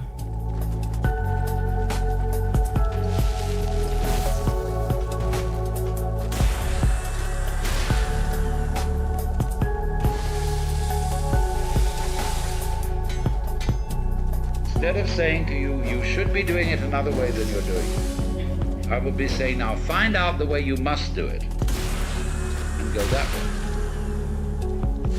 Now this is a general principle of an art. And we will find there is a kind of the limits to this art and how it can be used and so forth. But once the general principles are clear, there aren't many serious problems. That if you begin to look at it in this way, you will begin to realize that ecstasy, by one road or another, is inevitable. That indeed ecstasy is, in a way, the nature of existence. There is a universe for the simple reason that I want to get one backstab on her. what else? Just for practice. It is just like music and this ecstatic thing going on. That's not what I wanted. And you have to be a certain That's not what I wanted either. I wanted a different backstab. Oh, that's very bad, into a deep actually. wisdom is apt to Oh, you be didn't motivated. transform, you little bitch. Why aren't you transforming, you little bitch? Projects, building this up and that up. Okay, well, we don't get any thing now. Why? Don't think it's nonsense. Yes. If you stick there, that's what they call in Mahayana Buddhism the Pratyeka Buddha. That means the private Buddha, as distinct from Bodhisattva, who comes back into everyday life, as they say, for the liberation of all other sentient beings. Because when you know that all this is all right anyway, and that the situation is inevitable, I mean, you're going to get it one way or another. Then you say, well, what was all the fuss about? This game is very good, Makai. The fact remains that a lot of people just don't know that. Are really hating, Okay. not knowing how to handle hate. That could have gone better, but didn't go bad at the same And time. if you are at a certain 18 point, is you door know giant. those other people are you.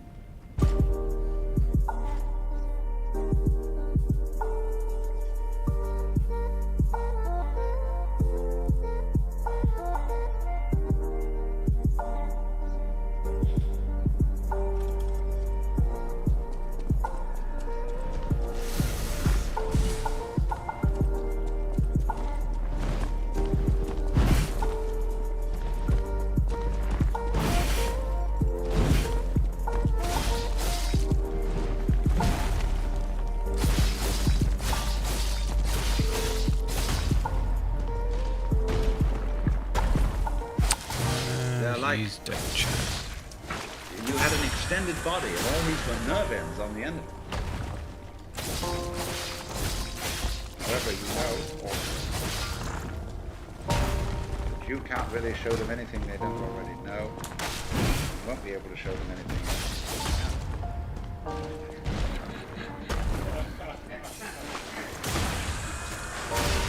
Okay. And then from there, we will do this next section, just so I get practice with it. Disappeared.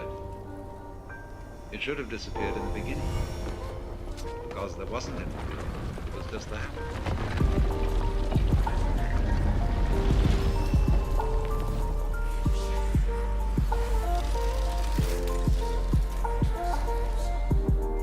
How many of these do I have? Oh, I only have 3. I think we can make this work. Okay.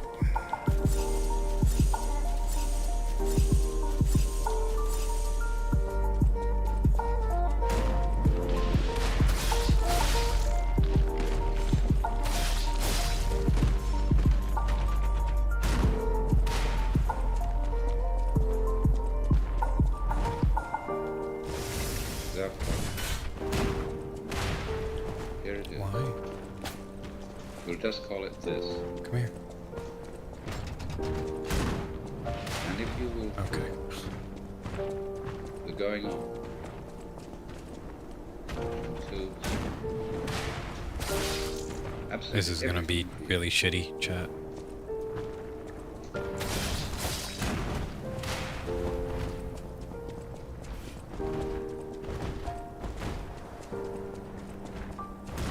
Actually, now that I've got him down here, I think I can It's just what the run. Chinese call Dao, I'm pretty sure what Buddhists call I'm in the clear. Satata. And it's a happening.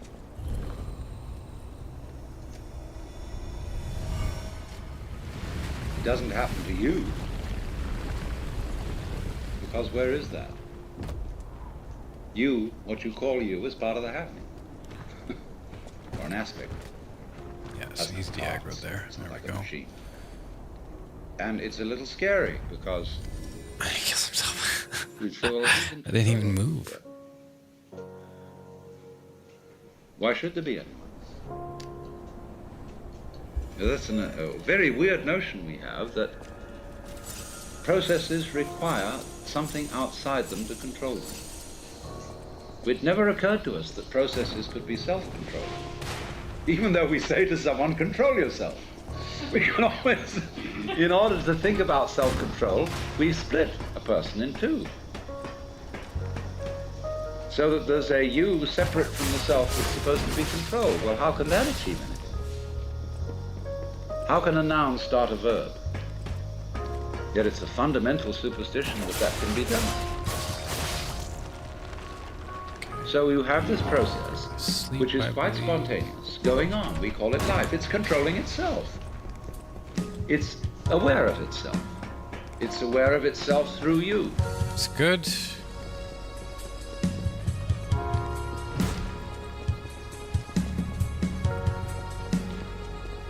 And this is the last thing that I need to worry about here. It's this bullshit. Okay, so he did a charge. He did a walk. So I should be in the clear here. Yeah, looks like I. Okay. It's good practice there. Next is Laxasia.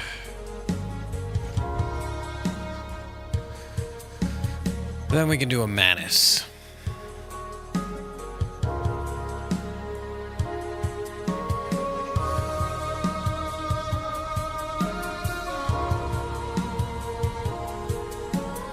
You are an aperture through which the universe looks at itself. Oh, it's on Game Pass too. And because Okay. of it, so the universe looking at If itself, that helps out at all. there's always an aspect of itself that it can't see. So it is like that snake, you see, that is pursuing its tail. Because the snake can't see its head, like you can. We always find, as we investigate the universe, make the microscope bigger and bigger, and we will find ever more minute. Make the telescope bigger and bigger and bigger, and the universe expands because it's running away from us. You won't do that if you don't chase it.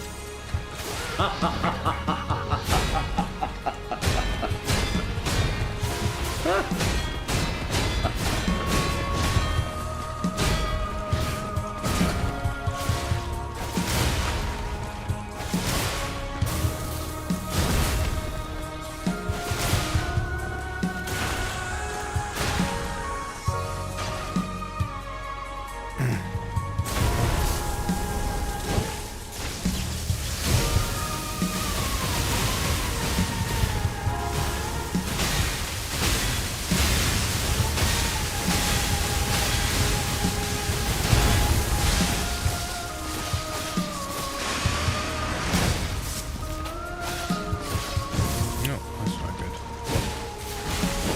So, it's very simple. You only have to understand that you can't do anything about it. And as they say in That Zen, fucking hit me. You cannot take hold of it, but you can't get rid of it. And in not being able to get it, you kill it. So all these trials that gurus put their students through have as their ultimate object convincing you that you can't do anything. A guru gives people exercises, A, that are difficult but can be accomplished, and No B, good, chat. that are impossible. I've made 2 mistakes there. And the last You will mistake I always be made hung was up on the I impossible ones, but the stayed possible too ones, long. You will get a feeling of making progress. So Always that gotta you will make double distance your with efforts to Flexasia. solve the impossible exercises. And then they range things in many, many ranks and levels through which you can advance. This What does state of NT consciousness, mean? that state of consciousness, or think of the degrees of masonry, or so on. Ranks in learning things, the different belts you get in judo and all that kind of jazz. You can do that. Nice try. And it gives people the sense of competing with themselves or even with others. Flexasia should be no hitting, no problem. Because of the feeling inside that there is just something I'm missing.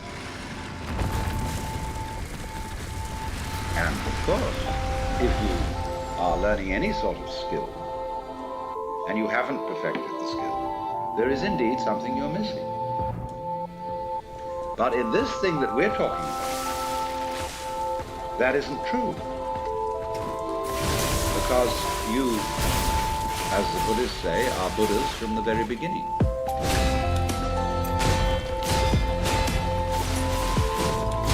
She missed. I really don't like it when she misses, chat.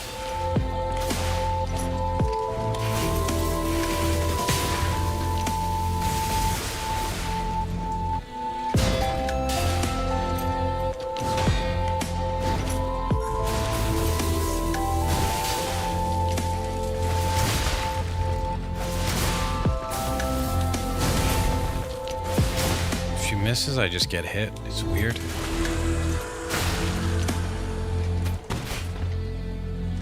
It's really strange. I don't want to just dodge that attack. I like deflecting that attack.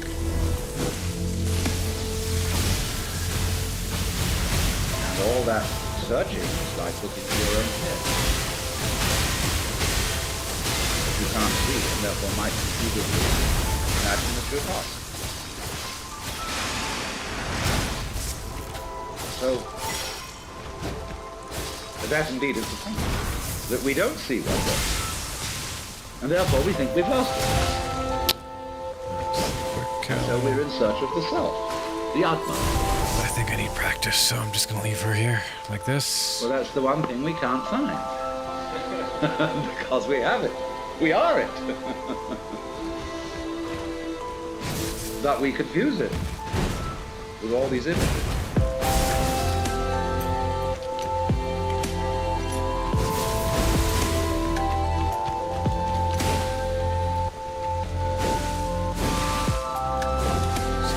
Bad. I thought she'd go electric there. She didn't. I guess that could be a learning hit. If she starts non-electric, maybe she stays non-electric.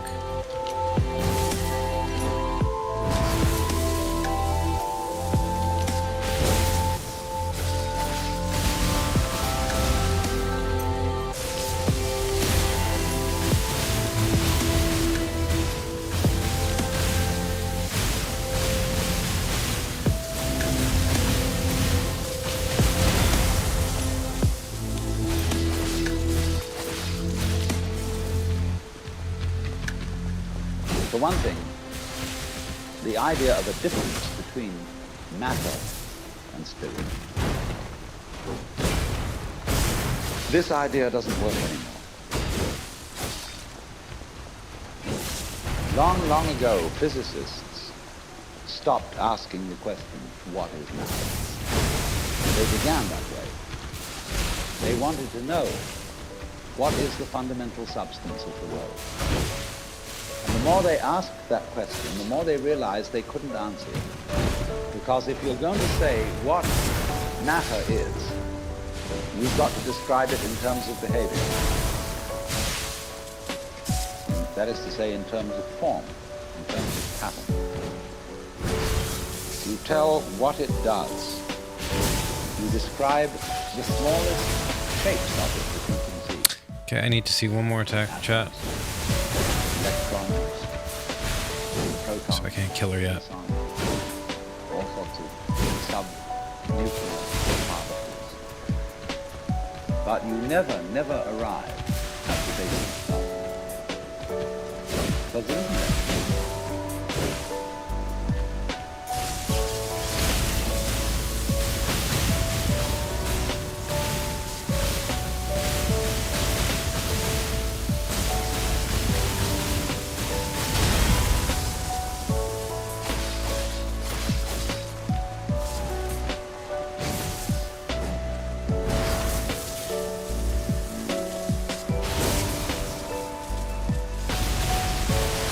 I killed her by accident, fuck. Alright, whatever. One manus, chat. One manus.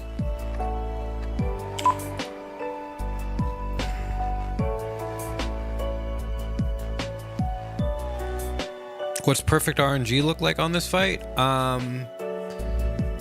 That's hard to say. So after she kicks, she jumps up, and you kind of saw it. I would do more damage on a normal run. Stuff, the idea of stuff is that it's undifferentiated, it's some kind of a zoo. And when your eyes are not in sharp focus, everything is fuzzy. When you get your eyes into focus, you see a form, you see a pattern. And so all that we can talk about is patterns.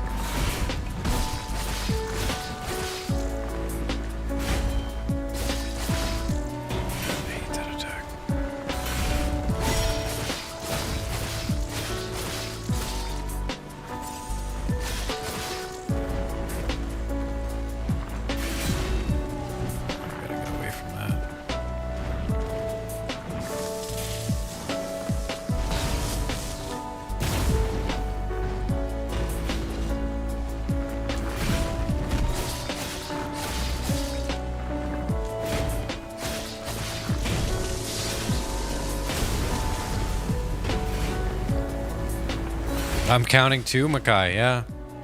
Counting is important.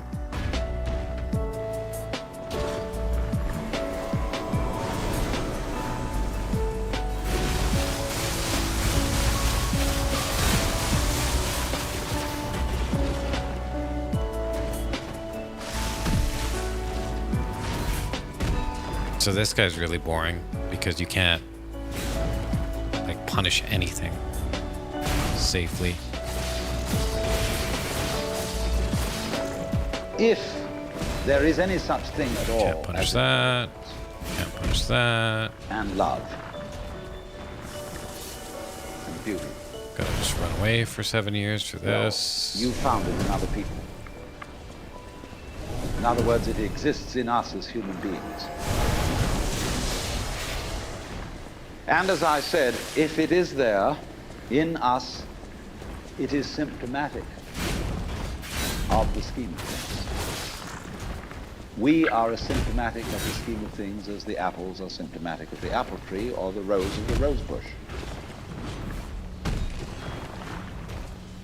The earth is not a big rock infested with living organisms, any more than your skeleton is bones infested with cells.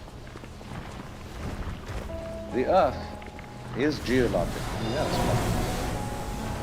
This geological entity grows people.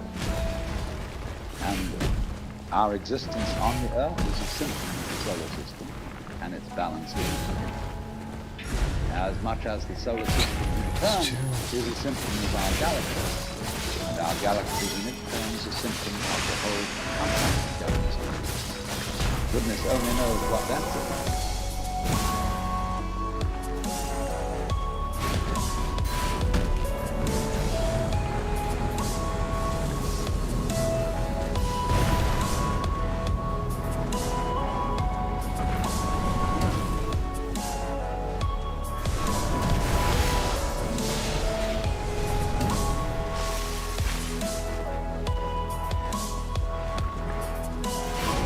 But you see, when, as a scientist, you describe the behavior of a living organism,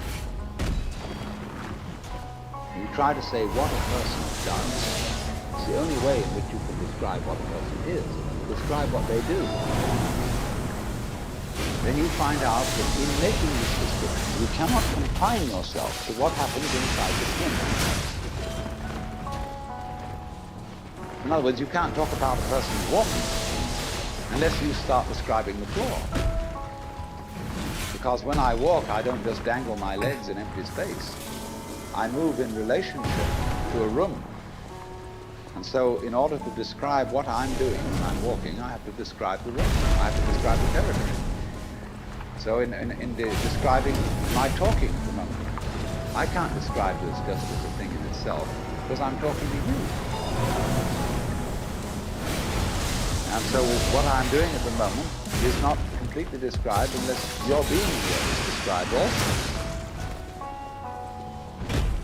So if that is necessary, if in other words, in order to describe my behavior, I have to describe your behavior and the behavior of the environment, it means that we've really got one system of behavior.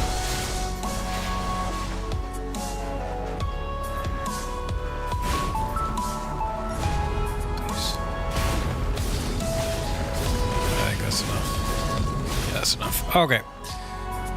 No, Nameless Puppet isn't in this run. There we go, chat. Okay, that's practice done. So, unfortunately, no good runs today. That what I am... Not sure why. I'll try again, maybe tomorrow, maybe in a couple days. But thanks for watching, everybody. Hopefully you enjoyed. And if you want to know the next stream, turn on notifications. Because I have no idea when it will be. Once said, if I am I... Thanks, everybody. Nice to see you, Mackay. You are you because I am I. Then I am not I and you are not you. I'll see you guys later. In other words, we are not